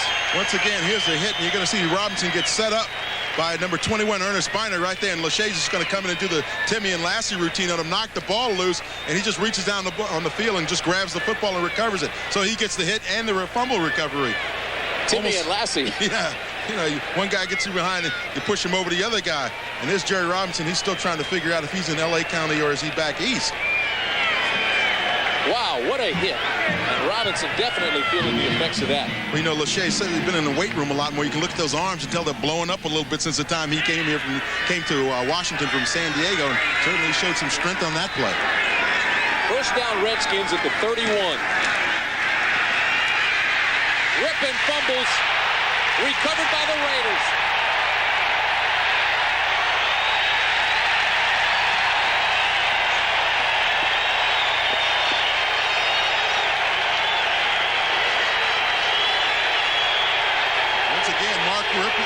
Rippon on the sack, fumbles the football again. Golick and Townsend, number 93, got in on the play. Watch on the left side of your screen, because that's where some of that pressure is going to be coming from. Right there, Rippon tries to get out. And of course, that's where Townsend came from, that left side. Came inside, and it caused the fumble by Mark Rippon. And it's recovered by the Raiders. Howie Long, number 75. So the problem continues. Rippon came into this game with 7 sacks, 7 fumbles. He's been sacked twice today, and he fumbles this time. 1:27 remaining in the half. First down, L.A. Furline is going for it all. Intercepted by Davis at the goal line, and he's got to run now. Davis goes out of bounds at the 14-yard line. So 3 plays, and the ball's been turned over 3 consecutive times. Lack of concentration on the part of Steve Berline. I mentioned earlier in the game that he has a problem when he gets inside the 20 and recognizing the severity of the situation and taking advantage of it. And here he just simply floats the ball up in the end zone. Brian Davis almost has to call for a fair catch down in the end zone because he can't believe the ball's coming to him. Berline has time to unload the ball. You see him there. He's fairly comfortable back in that pocket. He just throws it up there, and Davis catches the ball and can't quite figure out whether or not he wants to take it out of the end zone or not. You see some pressure by Manley, but that comes late. The ball's already about 20 yards downfield, and that was just a nice interception by Davis out there in the end zone. See, he had to bring the ball out. Once he took that step out, couldn't say it was an impetus thing that brought him back into the end zone. He had to run it out. The Redskins may just melt the clock here as we approach the 1-minute mark. It looked like hockey with all those turnovers. 4 turnovers on 3 consecutive plays. So you figure the fumble and the pass, the fumble by Rippon, the fumble of first by Robinson, and then the pass interception. The Raiders take a timeout, and it's going to be a short timeout with 1:01 in the half. Second down and 8, Washington. We just had 4 turnovers in 3 consecutive plays. Rippon on the screen to Biner. Biner blasts his way out to the 38-yard line. And the Redskins immediately take a timeout. When you get that much yardage on a play like a screen play, now you say, hey, maybe we can get down in field goal territory. Suddenly, while you're willing to run the clock out, just run a little screen and see what you could get. Now you start thinking attack and get down there and get a field goal out of this thing quite possibly. A gain of 22 yards. 48 seconds remain in the half. Washington with 2 timeouts remaining. The Raiders with 1. But I doubt if the Raiders will need that one. Well, the good thing for the Redskins is they understand working those sidelines and working those slanting patterns and getting to that out of bounds, because that's part of the main part of their passing game is working those slanting patterns. Now you have to work it to that out of bounds and stop the clock. You can do that about 2 or 3 times and work your way downfield. In the last minute and a half, it has been wild. I can't remember that many turnovers in that short a span. And the best hit of the day had to be by Lachey on Robinson. Yeah, he could very well get the Defensive Player of the Game award for the Washington Redskins today. First down, Redskins. Rippon. Incomplete. Intended for Monk, but he was pushed out by Terry McDaniel. Incomplete. And you saw one of the assistant coaches for the Raiders got knocked down on the play and got back up and threw his hands up in the air. He's pretty proud that he took a shot. Redskins got off the bus yesterday talking about how important this game is. As you look at the NFC East, they're 4-3. 2 losses to the Giants, 1 to Philadelphia, albeit by 11 points total. Those 3 losses. And the Raiders 3-4. trailing Denver by 3 games in the West. Rippon over the middle. First down, Washington. Complete to Sanders. You see the clock now, under 35 seconds. And there is a penalty flag. The defense will leave those kinds of routes open for the offense. And the main reason why is it just kills the clock. Face mask penalty there. Face mask by the defense, 5-yard, first down.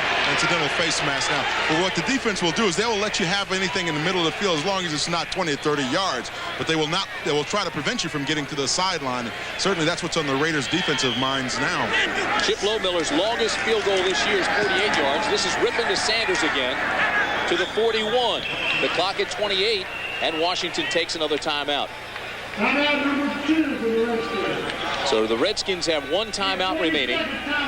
Certainly this man's done a good job with his club, the Washington Redskins, Joe Gibbs. You know, we talked to him yesterday. He said at some point or another he may think about going back and coaching young people. Really gets a lot of enjoyment out of the kids, and at some point in his career he may want to go back and do that. However, I don't think it's going to be this year. 2 Super Bowl wins you saw there and a whole bunch of NFC Championship show-ups. 27 seconds remain in the half. It's second down and 4 for Rippon.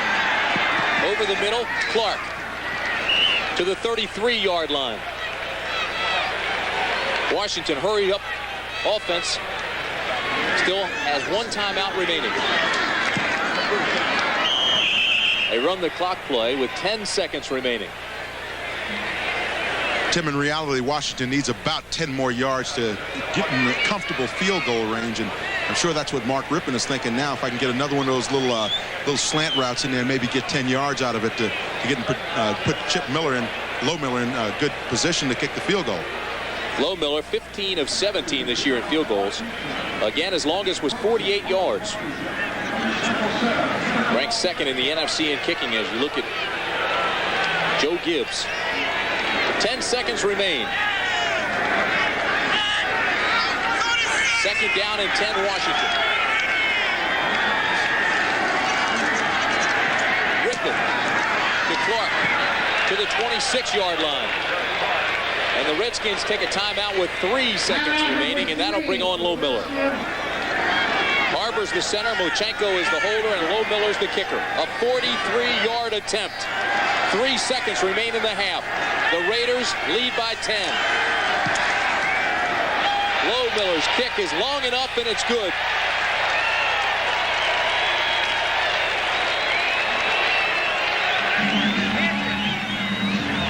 So that's the end of the first half with the score. Los Angeles 17, Washington 10. Marcus Allen, I saw him before the game. He says, hey, make sure you mention my name, would you? I don't think anybody needs to know that Marcus Allen is still on the Raiders, though. Well, you know, there are only 5 players on the Raiders squad who played in Super Bowl 18 against Washington. Long, Bikel, Haynes, Townsend, and Mosbar. So Lohmiller's kick to start the second half is taken by Bobby Joe Edmonds. Edmonds across the 20, upended at the 21. And that's where LA will have the ball to start things off. The tackle was made by Terry Orr. A 20-yard return. As you look at some of the scores from around the National Football League. Terry Orr made a nice special teams play there. Played off of a block and just went down and cut Bobby Joe Edmonds and flipped him up in the air. It'll be first down LA at the 21-yard line. All set for the second half. Cincinnati spanked Tampa Bay today. Bo Jackson and Steve Smith out of the eye. It's Galt and Fernandez at the top of your screen. Off the right side, big gain, 7 yards. So Bo Jackson starts off quickly in the second half.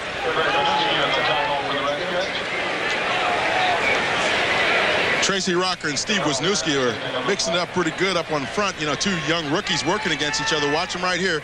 This is the area of concern. Now, Steve Wisniewski told us yesterday, he said, I'm glad I'm finally getting a chance to play against a rookie, another rookie, that is. And he gets a nice block there, little turnout. You know, here it is, Friday afternoon here in Los Angeles, and Steve Wisniewski is still in the weight room while all of his other teammates are gone home. He's still lifting weights and trying to get better. Second down and 4. You had me confused. I thought you were going to say today was Friday. Bo Jackson breaks it big. First down across midfield. Needs a block. He's gone. And Bo knows he's gone. 73 yards.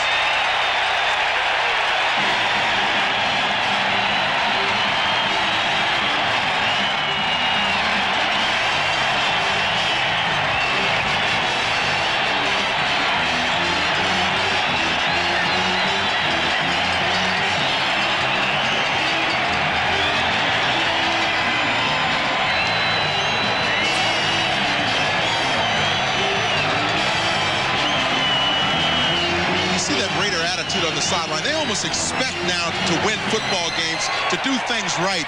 And we talked earlier in the game about Bo Jackson and the fact that he hadn't gone over 100 yards in 14 games. And I told you that the Washington Redskins might live to regret you mentioning that today, Tim.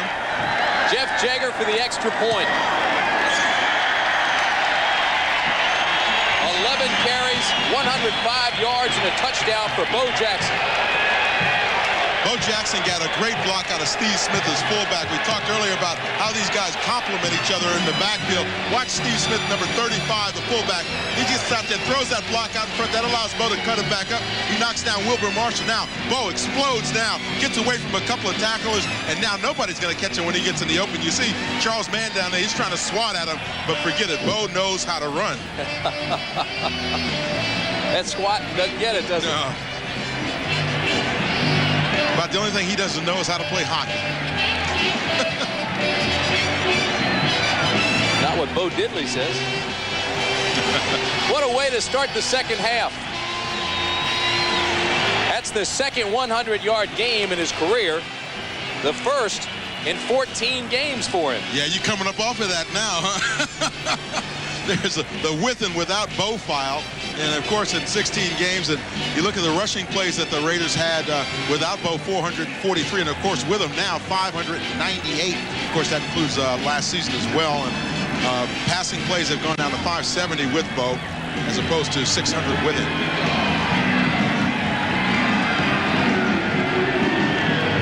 Bo knows. So Jeff Jagger comes on to kick off. Joe Howard and A.J. Johnson will be deep for the Redskins. And Howard has a 99-yarder today, so hold on.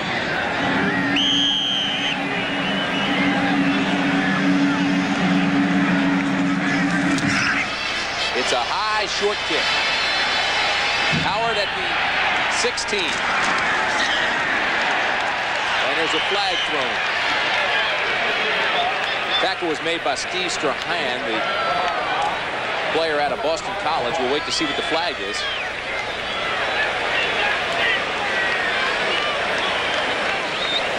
And it's against Washington.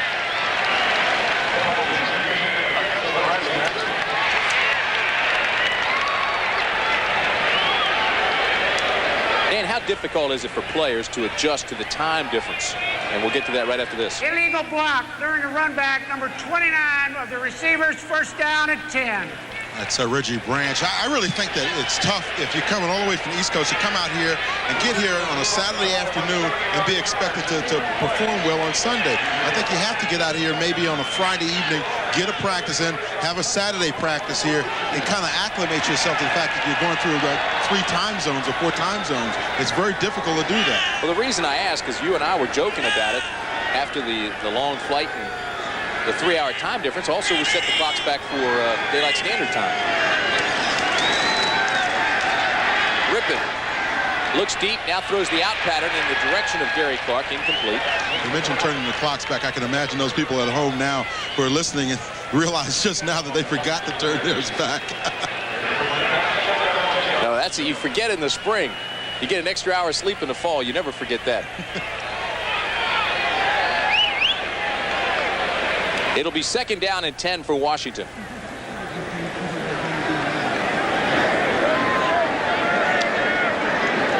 Boy, the Dallas Cowboys just can't seem to win a football game. Everybody thought that today was a day that maybe they could beat the Phoenix Cardinals and get one in the win column, but apparently not.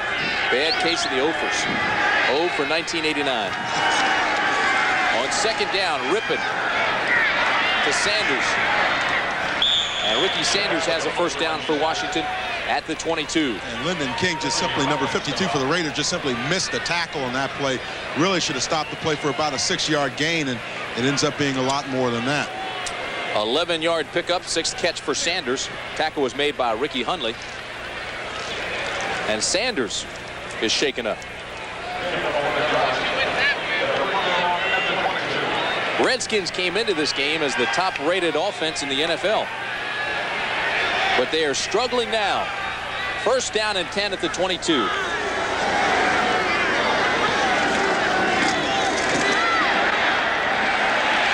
ahead, absolutely nothing. Again, the defense closes it all down. Ricky Hundley got there first, and he got a lot of support from his teammates. Well, one of the things that the Raiders do pretty well along their defensive line is with Golick and those guys up front, they slide along that line of scrimmage very well, use their hands extremely well. So when the Hogs try to get off and block them one-on-one, they're throwing them to the side and then they're making a stop at the line of scrimmage. And if you want to be effective against a Raider defense, what you got to do is hook up on them and get them off the line of scrimmage. Let's see if the Hogs can do that now as they go into this drive.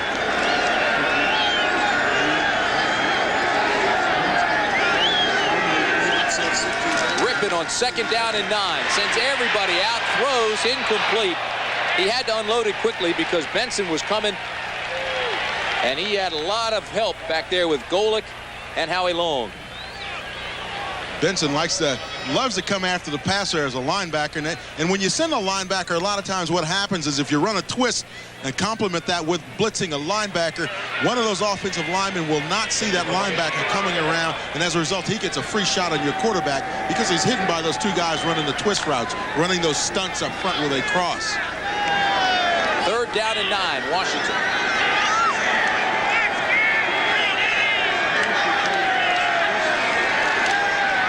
Again, his backside pressure, ball's loose.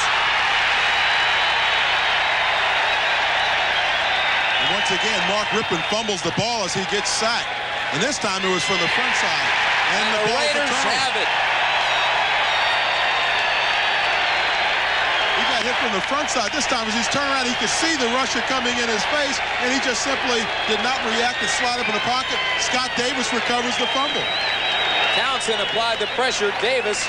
Now watch the pressure come from Townsend. He's right up here. Comes right in that. And he's a hard upfield rusher anyway. You know, if you're blocking against Greg Townsend, you got to get arm extension as Joe Jacoby just lets him beat him on the corner. And he gets a clean shot on Mark Rippon. Rippon actually did not see him because he was looking downfield, trying to react downfield and get the ball away. And Davis made the recovery. It is frustrating for the Redskins. Not so for the Raiders. 1st down and 10 at the 14.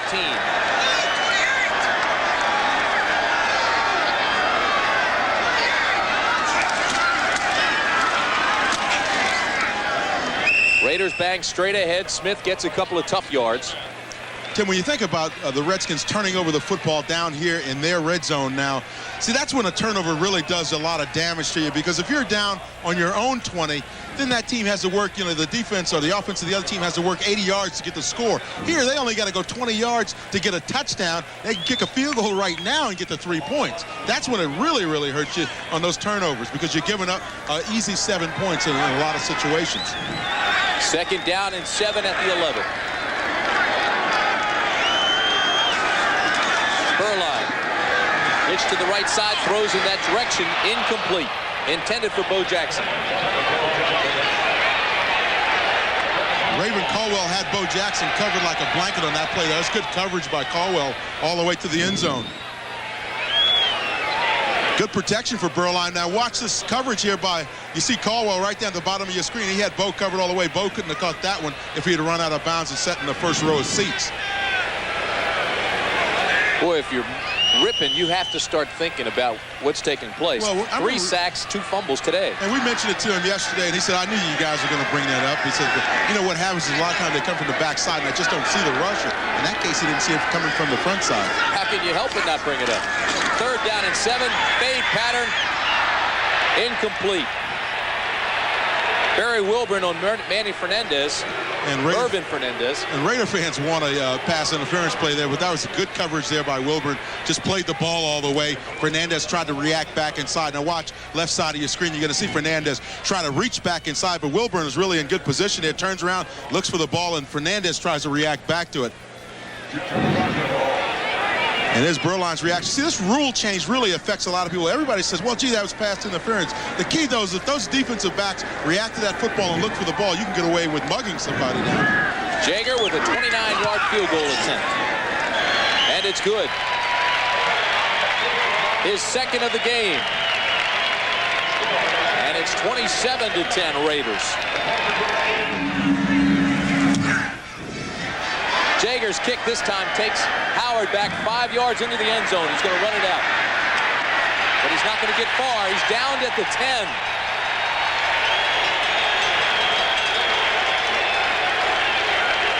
Let's take you to New York. Here's Brent. Well, Tim, the Philadelphia Eagles are manhandling the Denver Broncos. Great effort here by Jimmy Giles. Remember, this game is being played out in Denver. 40-some degrees, 21-7 now, Philadelphia. Go back to Tim.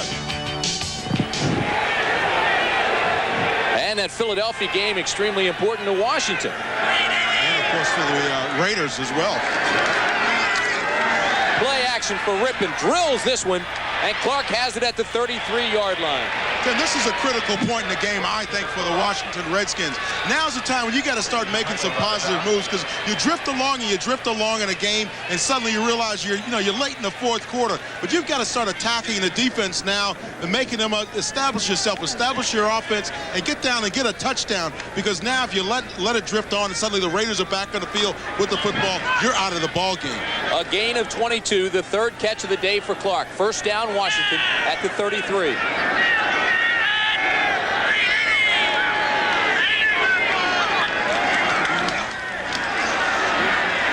With the screen to Biner. And Biner hit at the 37 by Lyndon King. Oh, boy, Lyndon King came up and got all hat that time on Biner. He took him to the sideline and made him a part of the out-of-bounds marker. Lyndon King with a great play there from his linebacking position. Watch it right down here at the end. Now watch Biner snap back as Lyndon King comes in here and delivers that shot. See, that's what you want to see from your linebackers. Come in there, deliver that shot, stop the running back from gaining yardage. Right here, King closes in. He's got a little help coming from inside from Scott Davis, but he just delivers a blow. On second down and 6, Rippon to Clark. Needs a block, gets it to the 46. He couldn't keep his feet. Lyndon King tripped him. But you notice that uplifting spirit all of a sudden from the Redskins offense, running those crossing patterns, people getting active in the ball game. The Redskins are experienced enough to know when you get in that critical time in the ball game, you have to start moving the ball and getting into action. Otherwise, you might as well pack it up and get on the plane and go home. Crowd's gotten very quiet here. 9:37 remaining third period. It's 27-10 Raiders.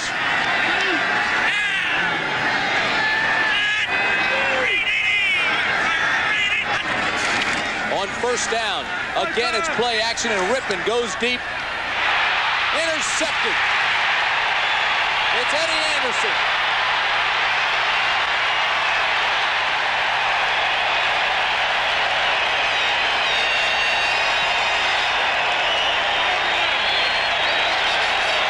Jim, they're going to take a look at this play, though, because Eddie Anderson, as he was intercepting the ball, went to the ground, and I'm sure the officials are going to look to see if it was trapped. You see Gibbs indicating that the ball hit the ground as Eddie Anderson was leaning forward, trying to make the interception. Here you see another look at it. He's right in the middle of your screen, number 33, Eddie Anderson for the Raiders. Now watch him float back there, play that middle very nicely there from his safety position. He intercepts the ball here, that pops up, and the key is when he was going to the ground, did that ball bounce and hit the ground before he could fully recover it. Made a nice run, got an escort there by Benson, and made a nice run out of that thing. Returned at 20 yards. If it stands, it's Anderson's third interception of the year. Joe Gibbs clearly thought the ball had hit the ground, and they're reviewing it even as we speak. Replay official, Gaylord Bryan. Eddie Anderson's the only guy in the Raiders who is still on the Raiders from that replacement team of a couple of years ago. Anderson is saying, hey, I got this. Review by the replay official, the play stands. First down.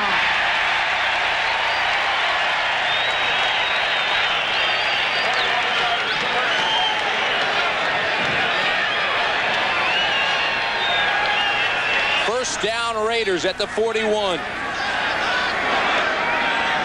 Raiders beginning to blow it wide open.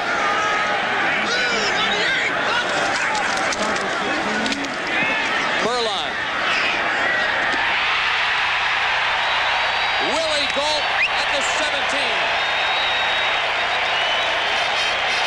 We got Steve Beuerlein down. It looks like somebody rolled up on his ankle.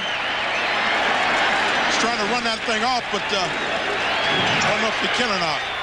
Willie Gault makes a tough play down in the middle, though, cutting back across, and a lot of people say that he's not willing to come back and make those tough catches. Let's see what's wrong there with Steve Beuerlein. It appears to be an ankle that got rolled up on.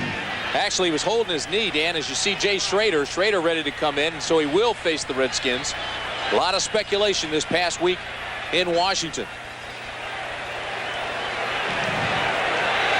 Here's another look at what happened to Steve Beuerlein. Watch as someone runs into his ankle or his knee there. The ball, it comes in late, and it apparently is somebody from the middle of the Redskins defensive line. It's about the best picture we've got to show you on that. Dan, some in the Redskins front office believe that starting Beuerlein today was an admission that last September's Schrader for Jim Lachey deal was a Redskin steal.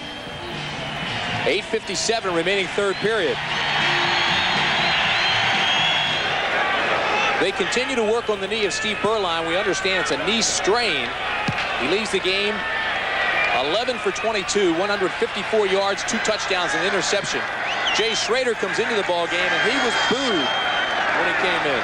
First down at the 19 Raiders.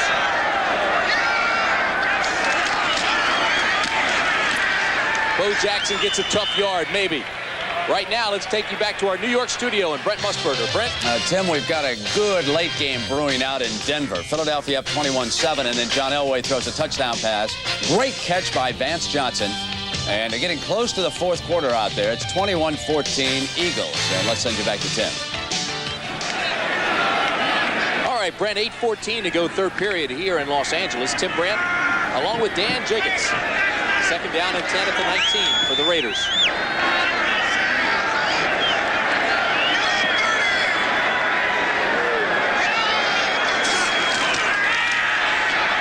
Schrader's pass, incomplete. Intended for his tight end, Mike Dial, but it wasn't even close. Ken, that's the same problem that Jay Schrader's been having all along this season with the Raiders. You see him sit back in the pocket, then he takes that step up, then he takes another step, keeps looking downfield. You know, what Steve Beuerlein was doing for the Raiders is what they want. You sit back there, you deliver the football, you make the strike in there, and you don't dance around in the pocket and put your offensive lineman in some kind of a sweat up front. It'll bring up third down and 10 for the Raiders. That's what Jay's got to do. He's just got to settle down in the pocket and be committed to the passing game. Just sit down there and take his lumps when they're going to come.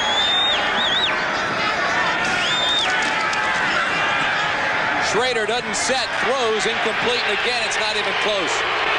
And Dexter Manley levels Rory Graves on that play. You see, that's a typical Jay Schrader thing this year. You saw him sit back there in the pocket, not even get set up, just simply throw the football to the corner of the end zone. That does your offense no good when you do that. You're not helping yourself and you're not helping your offense when you just throw the ball away like that. Sitting there, you're going to take a shot, that's what they pay you for, and nail one of those wide receivers in the end zone. Willie Gault. So Jeff Jaeger comes back on. A 37-yard attempt this time. He's already hit 2 from 26 and 29. Plenty of distance, and it's good. So with 7:42 remaining in the third period, it's Raiders big. Tim Brand along with Dan JIGGERTS, and when you look at this, you have to say, can the Redskins get back in it? They have had no running game, and they've been very inconsistent passing. I think one of the things the Redskins are going to have to do now is change philosophy a little bit and start stretching the defense of the Raiders, trying to go deep, because certainly now it's called for critical measures. Jaeger's kick is a short one, but it rolls into the end zone, and A.J. Johnson will down it for the touchback. Tim, you know, earlier I was talking about Jay Schrader and how he has to settle down in the pocket. Now, watching this play, that's the last one we saw. He never stops dropping back, never squares up his shoulders. He just simply drops back and floats the ball up there, throws it away. At some point or another, your quarterback's got to stop, plant his feet, and rifle that ball downfield. Not just float it up there and try to get off the field. For Washington, Stan Humphries comes into the ball game for Mark Rippon, who has struggled this afternoon. First down at the 20. Humphries' first snap.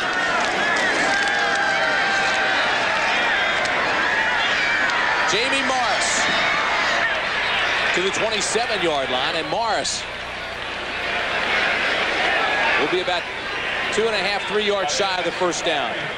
Tackle made by Scott Davis and Ricky Hundley. In an effort to get things moving in another direction, Stan Humphries is in the ball game, and you can understand Joe Gibbs' reasoning. He says, hey, if Rip doesn't have it today, you can't be afraid to go to your second guy and try to get something generated. That's his first completion in the National Football League. Nice way to start. It'll be second down and a long one. And this play is whistled dead almost immediately. And once again, Don't start. Right guard on the offense, still second down. And once again, it's Howie Long causing all of those problems up front. Talked to Howie the other day about how fast he's getting off the line of scrimmage. And he says, hey, look, it really isn't any secret. If you're getting to be near 100% healthy, you can play. And people don't have to ask you, gee, is it just a fact that you don't want to play or whatever? He said, I wasn't physically ready to play, and now I'm getting back to that point where I'm getting back to my old form. And he can get off the line of scrimmage on you. I'm sure Howie Long had a lot to do with that, but how about a new quarterback, new snap count? Another good possibility. Seventh penalty for Washington. It'll be second down and 6 at the 24.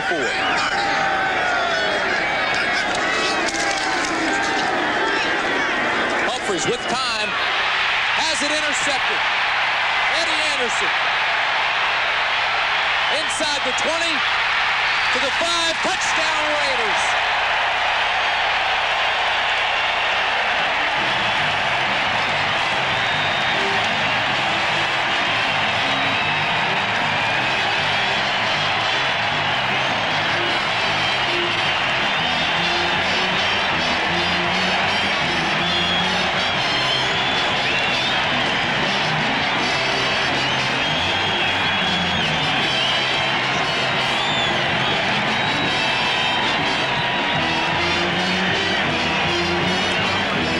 Second interception, a return of 45 yards. Go back to last time we showed you Eddie Anderson's interception. He played the middle of that field, kind of like a center fielder in baseball. Same kind of thing he did on that play to get his second interception of the day.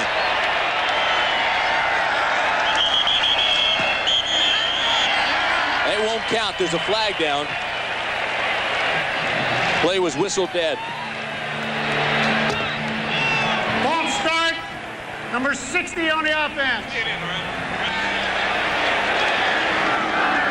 I guess you'd have to say that Art Shell has restored the Raider tradition. You know, I'll tell you, I was in their locker room before the game, and it's unusual for teams to allow you in the locker room before the game, number one, but they kind of welcome you into that Raider locker room, and you go in and the music's playing and everybody's standing around talking and having a great time, and that's part of that Raider tradition. That's the way it was when they were in Oakland. They learned how to enjoy themselves. Art Shell said if he could fall asleep in his locker before a game, he knew he was ready. He was relaxed. He still is, and the extra point is good. He can afford to be relaxed now. He leads 37-10.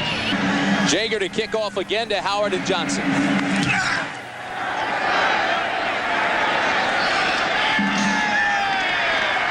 This is Joe Howard. To the 27-yard line, but there's another flag.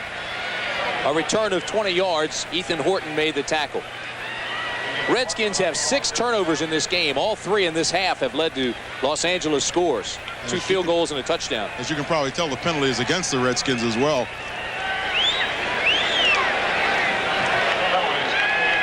Not like that one bit. He says we have to play above ourselves to win any games. First down, Redskins. And Rippon back in the ball game has a completion to his tight end, Donnie Warren.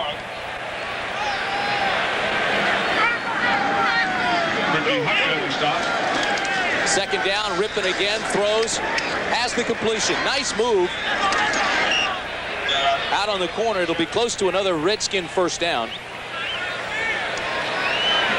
catch was made by Ricky Sanders. Next Saturday, our college football coverage will take you out to Boulder, Colorado for a pretty good matchup between Nebraska and Colorado. Don't miss that.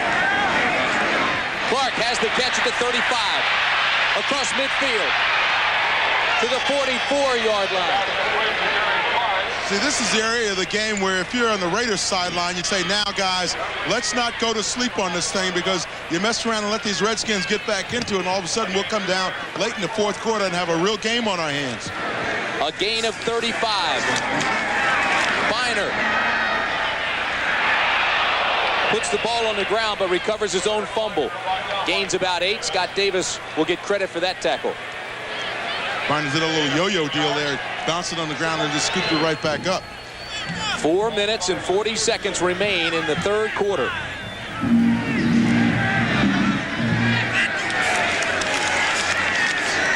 Rippon goes deep in the direction of Sanders, but it was overthrown. And then a couple of interceptions, 6 turnovers, 3 here in the second half. And it's 37-10. Redskins have had trouble with the turnovers all year. Sanders to the 27-yard line. Sanders came across in motion, and Rippon just simply followed him out there, rolled out to that corner, and just dumped it off to Sanders underneath. Nice conception on that play. You'll see Sanders right here coming along in motion. He's just going to slide out and go straight to the sideline, and watch Rippon roll out and almost follow him down there. You see that the guy that's trying to cover him is coming all the way over from the other side of the field. When you're running man-to-man, Terry McDaniels has to come all the way across the field and try to follow him. Of course, he's got to avoid about 3 or 4 guys back there. First down, Rippon goes to the corner. Monk's open, but he's overthrown. Second down and 10.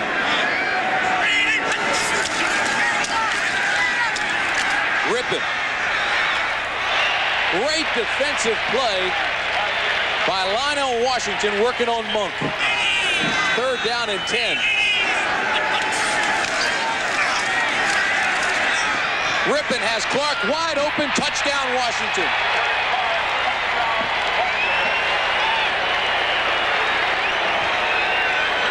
And again, they were working on Zeph Lee.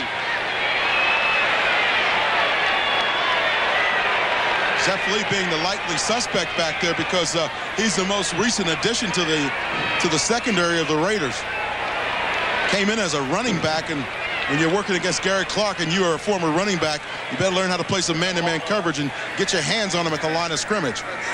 Clark's 6th catch of the afternoon, 27-yard strike that time. Lohmiller on for the extra point. And it's good. Lohmiller's kick is loose. That's a live football, and I think the Raiders got it back. Bounced right off of Zeph Lee's chest as he was trying to catch the ball. It just popped right off of his chest and went back up in the air. Zeph Lee being number 40 for the Raiders. He's been having a tough go of it the last 2 plays. Gets beat for the touchdown and then messes up the kickoff return. There is still plenty of time in this ball game. 3:49 remain, third period. It's 37-17 Raiders. Ricky Hundley was the guy that covered up that fumble and got it back for the Raiders.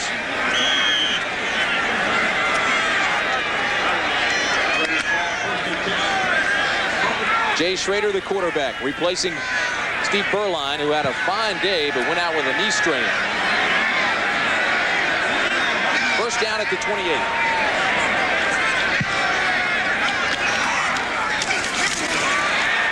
Redskin defense rises to the occasion. Porter taken down quickly. 14 shoe, but it's 4 E's. It's like a box.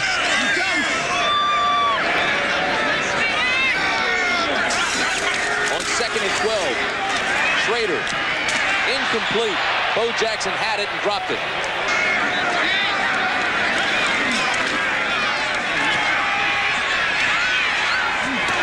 Incomplete. His ability to sit back in the pocket and throw the football. Feels like a baseball on his shoulder where it was separated. Gossett's punt is a high spiraler.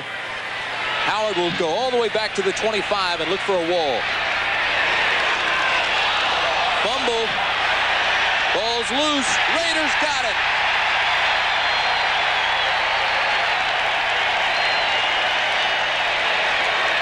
Harry Porter appears to be the guy, number 31 for the Raiders, that recovered the football. And Howard is still down on the ground. More disappointed than anything else. Ethan Horton made the hit to knock it loose. Howard's trying to make something happen up in the air, something positive, and just gets wrapped up in there by about 3 or 4 players. And as he's on his back, the ball comes out. Now, he's not officially down, so that ball rolls out before he gets down to the ground. Now, let's get this angle on it and make sure that he indeed was not down to the ground before that ball popped out. See him diving, going back there backwards, and the ball is stripped out by Ethan Horton, it appears. Well, you know the ground can't cause a fumble. That's right, but see, he turned, he was on his back, and he was falling backwards. So apparently that's when the ball came out, and he was just sitting on his chest. They're going to review it. As well they should. Jay Schrader 0 for 4.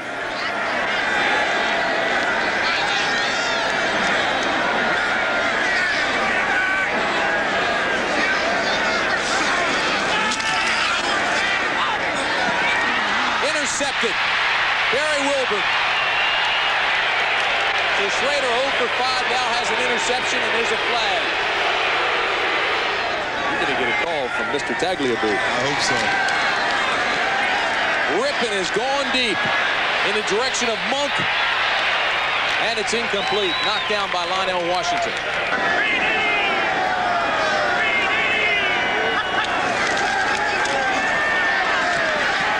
Rippon to Clark.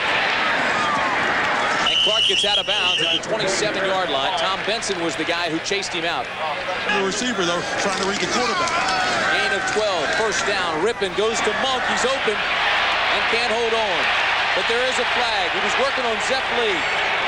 And they're going to call pass interference against Lee. Zeph Lee's had a tough day on the freeway. He has, but he's going against the NFL's best. So the ball moves out to the 46-yard line of Los Angeles. Redskins have first down and 10.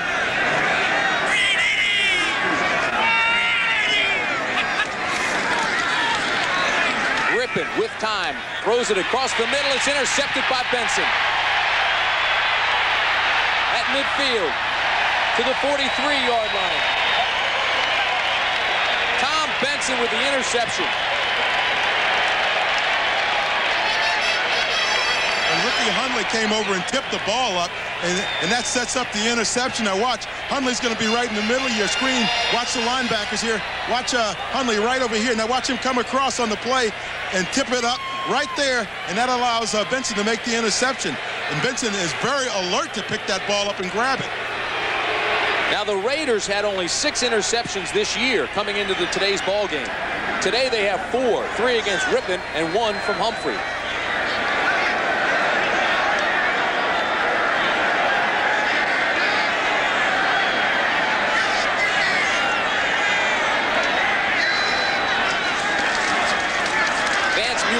Left side.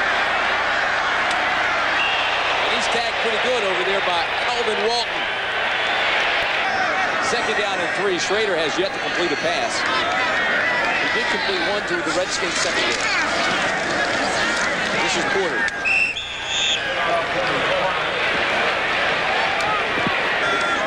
First down, Los Angeles. Jackson bangs his way to the 30-yard line. Going back to that, the fact that the team was talking about having a coach who's been through the NFL wars, and Art Shell was telling us a story about Marcus Allen. As Art got up to give his first speech to the team, he was telling some war stories about what it means to be a Raider.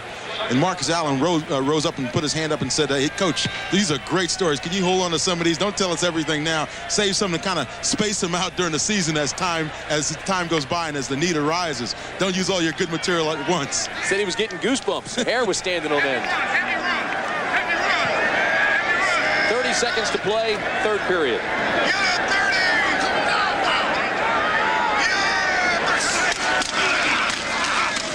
Porter on 2nd and 7 gets 1, maybe 2. Charles Mann made the tackle.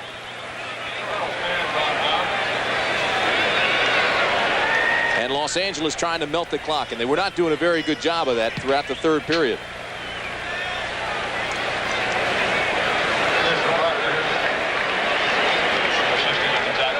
So that's the end of the third stanza. Rippon with pressure has the completion. First down, Redskins. Ricky Sanders at the 48-yard line. Ricky Sanders ran that curl route in there, gets in front of the defensive back, settles down in there and makes a nice catch. Critical catch for the Redskins. Washington battling that clock. That's the time remaining in the game. Rippon steps up in the pocket, drills it in the direction of Clark, incomplete. Washington needs 10. More importantly, they need points. Rippon across midfield to the 48-yard line. Tom Benson makes the tackle. Sanders will not have enough for the first down. He's at the 45-yard line. Zeph Lee makes the stop there. But it'll bring up another fourth down situation for the Washington offense. For Washington, they need 3. Rippon batted down. Howie Long got a hand on it, and Washington will turn the ball over. It's easy to see why Washington trails by 20. They have 8 yards rushing, 8 turnovers, and Gerald Riggs, of course, has not played yet. Of course, Joe Gibbs told us yesterday he didn't think Riggs would play. He's got 2 sprained ankles, did not practice. Bo Jackson, big hole left side, inside the 40 to the 37-yard line, knocked out by Alvin Walton.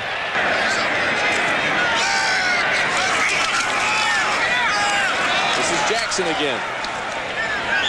Gains 2 the hard way. Steve Wisniewski, the young offensive guard for the Raiders, at the time pulled out and really made a key block and a key adjustment. As he pulled out to go around the corner, he recognized that Charles Mann, number 71 for the Redskins, was slicing through and just simply turned around, stopped, pulled up, and turned around and blocked him and took him out of the play completely. We asked Wisniewski, the rookie out of Penn State, what the biggest adjustment for him has been turning pro.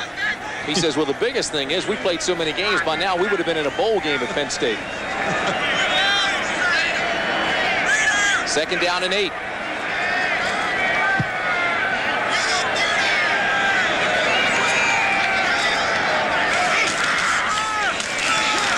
Bo Jackson loses 2 yards. Tackle made by Dexter Manley. Let's take you back to New York and Brent Musburger. And it's 3rd down and 11 for Los Angeles. Schrader has yet to complete a pass. Has a man open. It's Galt. Broken up nicely by Brian Davis. Told you we'd get to 0 for 16 pretty soon. Gossett on the fake punt and dropped. Stephon Adams had the ball right there. Gossett, who was a quarterback in college, threw a nice pass, but it was dropped. With the Chicago Blitz. Did a good job for it. First down, Redskins. Biner can't hold on. Second down and 10.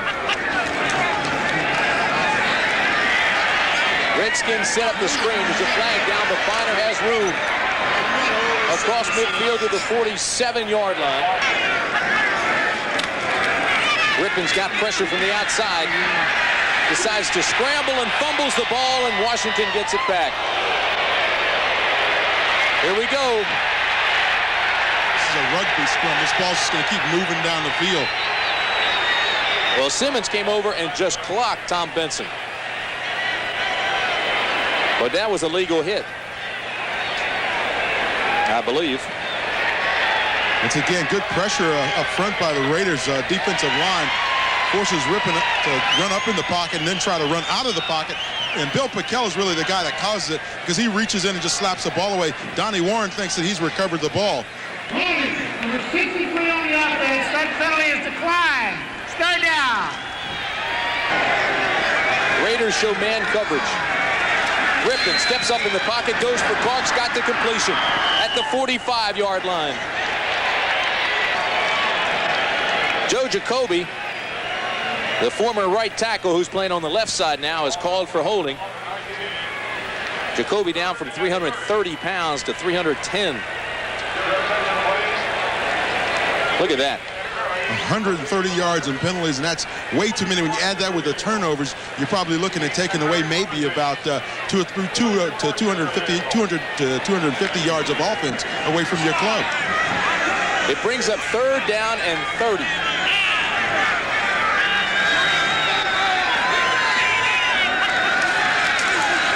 Rippon to Clark. Clark pushed out of bounds at the 43-yard line by Zeph Lee. He's on the sideline. 4th down and 6 for the Redskins. Rippon's in trouble. He's sacked and he fumbles.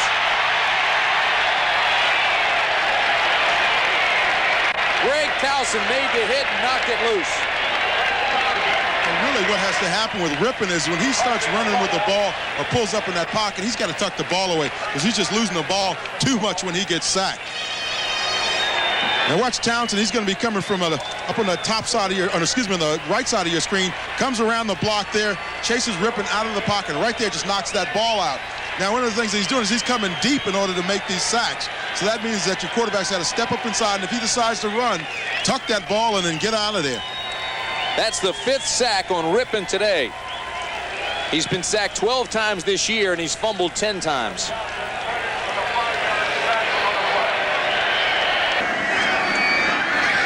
First down at the 37.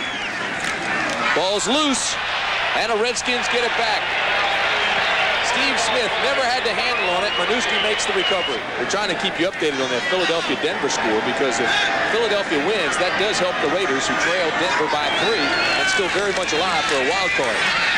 Humphries, in at quarterback, tucks this one away and carries it up near midfield. He'll be a yard short of the 1st down. Tackle made by Terry McDaniel. Humphries was in the ball game earlier, threw an interception. Rippon has thrown 3.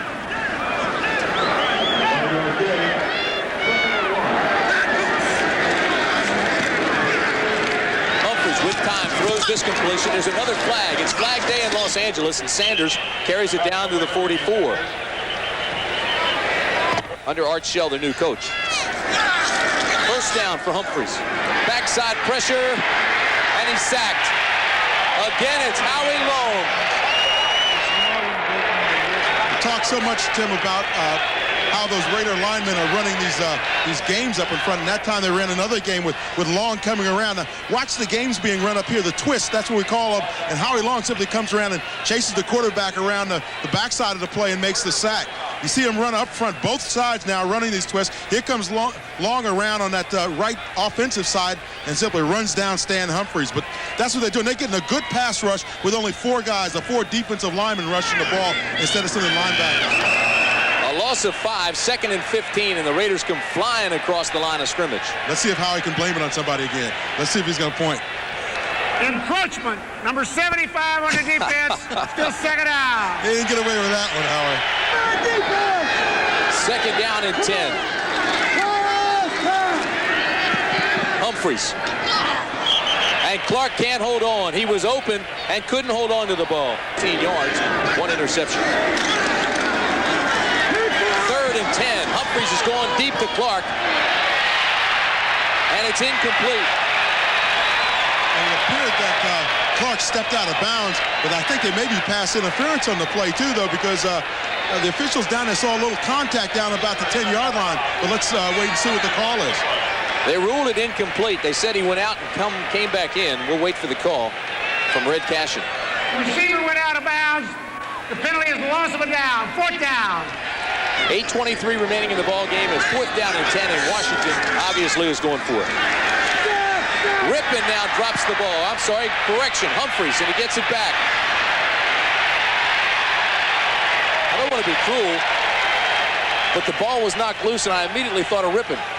Well, I think that you might have to give number 93 Townsend 2 sacks on that play, because he sacked him the first time, stripped the ball, and then he came back and with the help of Bill Pickell got another sack on the play. So maybe he did a double dip there. At the 46-yard line. Bo Jackson cuts against the grain, breaks a tackle, and is tripped up finally at the 45-yard line by Alvin Walton.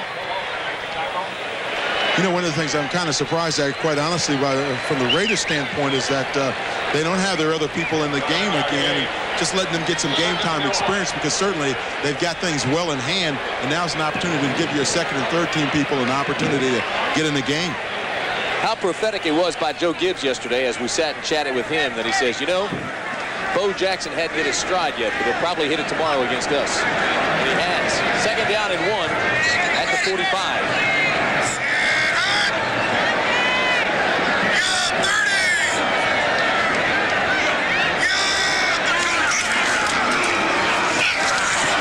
Jackson is gone.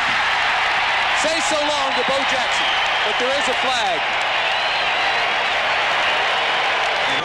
Sixth penalty for Los Angeles today. 17 carries, 132 yards, and a touchdown for Bo Jackson. 37-17 Raiders. Second down and 11. Schrader is sacked by Raven Caldwell.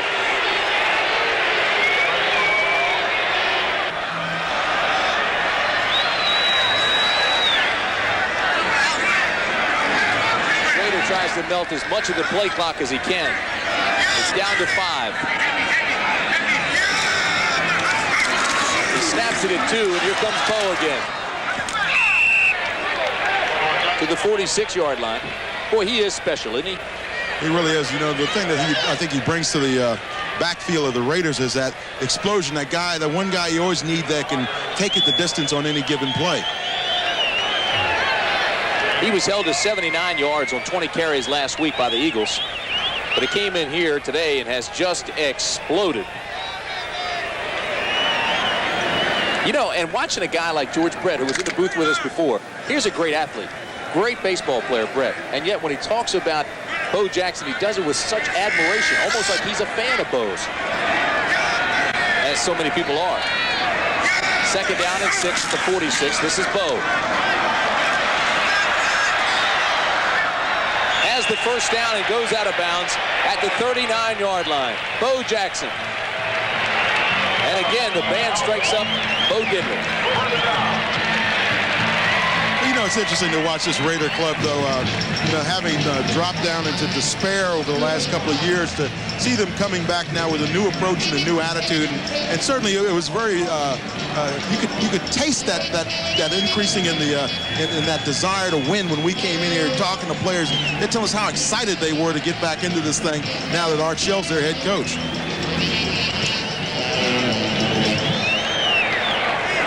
Of course, those guys on the sideline don't look too excited. They're just kind of taking it easy. That's the defense. Bo got a kick out of them playing Bo Diddley. You saw him laughing. Vance Mueller breaks the tackle and carries it down to the 35. This is just a good old-fashioned licking by the Raiders. What a job he's done. Art Shell came in here and took a bad situation and made it good.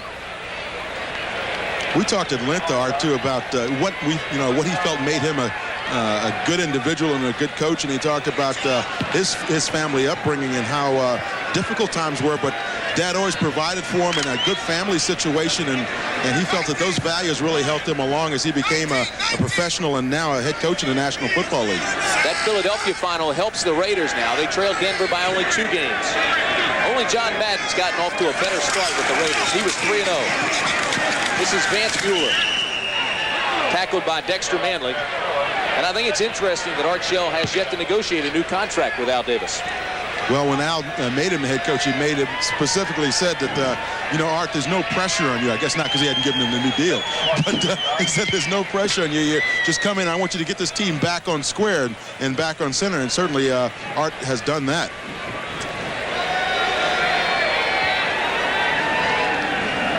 Said one of the first calls he got was from John Madden. Man, he has tremendous respect for him. It's third down and 9 at the 38-yard line.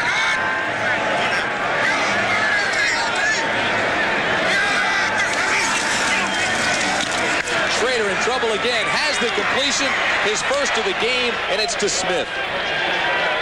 Boy, there you go. You're ready to pop that up there, 0 for 8, huh? Now you can say Jay Schrader's padding his stats. This is a club without Marcus Allen and without that guy, Tim Brown, the Heisman Trophy winner from Notre Dame. Talked with him down on the playing field earlier today, and he said, I said, I'm not used to looking at the Raiders without you and Marcus Allen being out there. So there goes half your material when you guys leave the field, and he can't wait to get back in there, though, and get active. But he's still limping a great deal from the knee injury that he got. Clock down to 3:37, mercifully. 4th down and 7 to 36.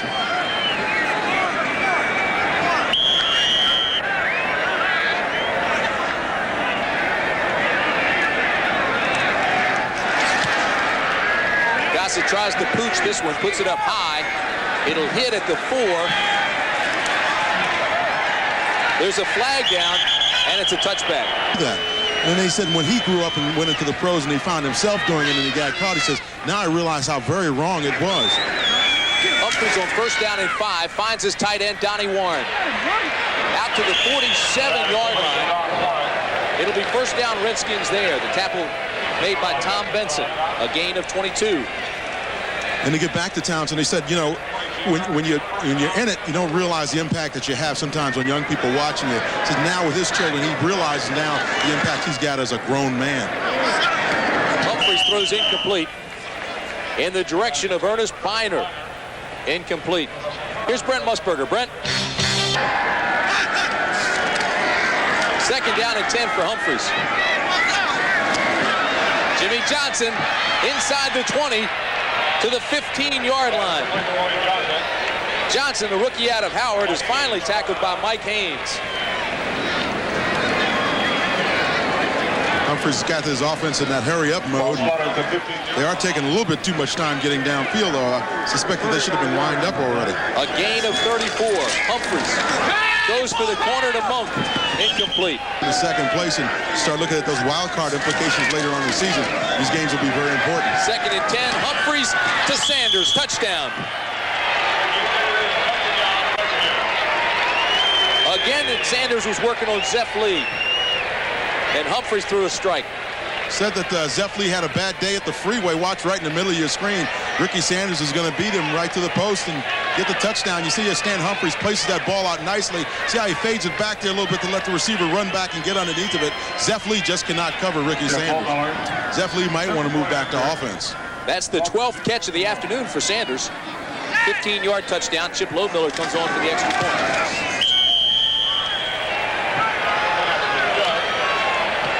The extra point is good. 37-24 Raiders with 1:54 remaining. And you see Doug Williams on the sideline there. He started throwing this week at Redskin Park. I talked to him earlier before the game, and he said, you know, the back felt pretty good, no pain at all. And he's going to take things a little slow and be careful with it, but I suspect that he may be pressing the service a little bit quicker than first intended. Mueller sidesteps a tackler and dances out to the 44. Joe Gibbs was saying that because Rippon was forced in there a little bit early, people don't realize that it takes several years to develop a good NFL quarterback. Hey, you know, one of my pleasures in Washington is getting up and taking the kids to school in the morning and listening to the Mark Rippon report. He's on with the Morning Zoo guys in the morning, and Rip sings. Yeah, he told us about it. He's very proud of the fact that he sings. I understand he doesn't sing that well, though. And that guy's leaving. Schrader throws, incomplete, and another flag. So what's new? Vance Mueller stopped immediately by Mike Stensrud.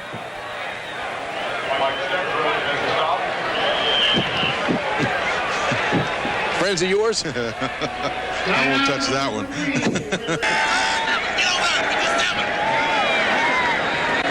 2nd down and 10, Los Angeles. And to just run the clock play. Washington can't stop it anymore. So Washington will go to 4-4, and the Raiders will up theirs from 3-4 to 4-4. Under a minute to play. This game has taken 3 hours and 50 minutes, and I believe that's the longest of the year. I hope so. 3rd down and 15 at the 37.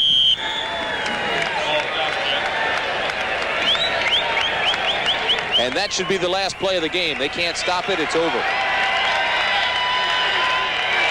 have to feel for that guy. He is frustrated, and that guy is exulting. He's won 3 of his 4 games as head coach of the Raiders. He's given them new life. He's brought back the old tradition. And they're playing with new spirit. And I asked him about his assistant coaches and whether or not any of them were moving on. He said he talked to all of them and gave them an opportunity if they wanted, if they felt uncomfortable with the situation to go, and they agreed to stay and say, hey, look, we think we can work this thing out, and certainly they have here with the Los Angeles Raiders.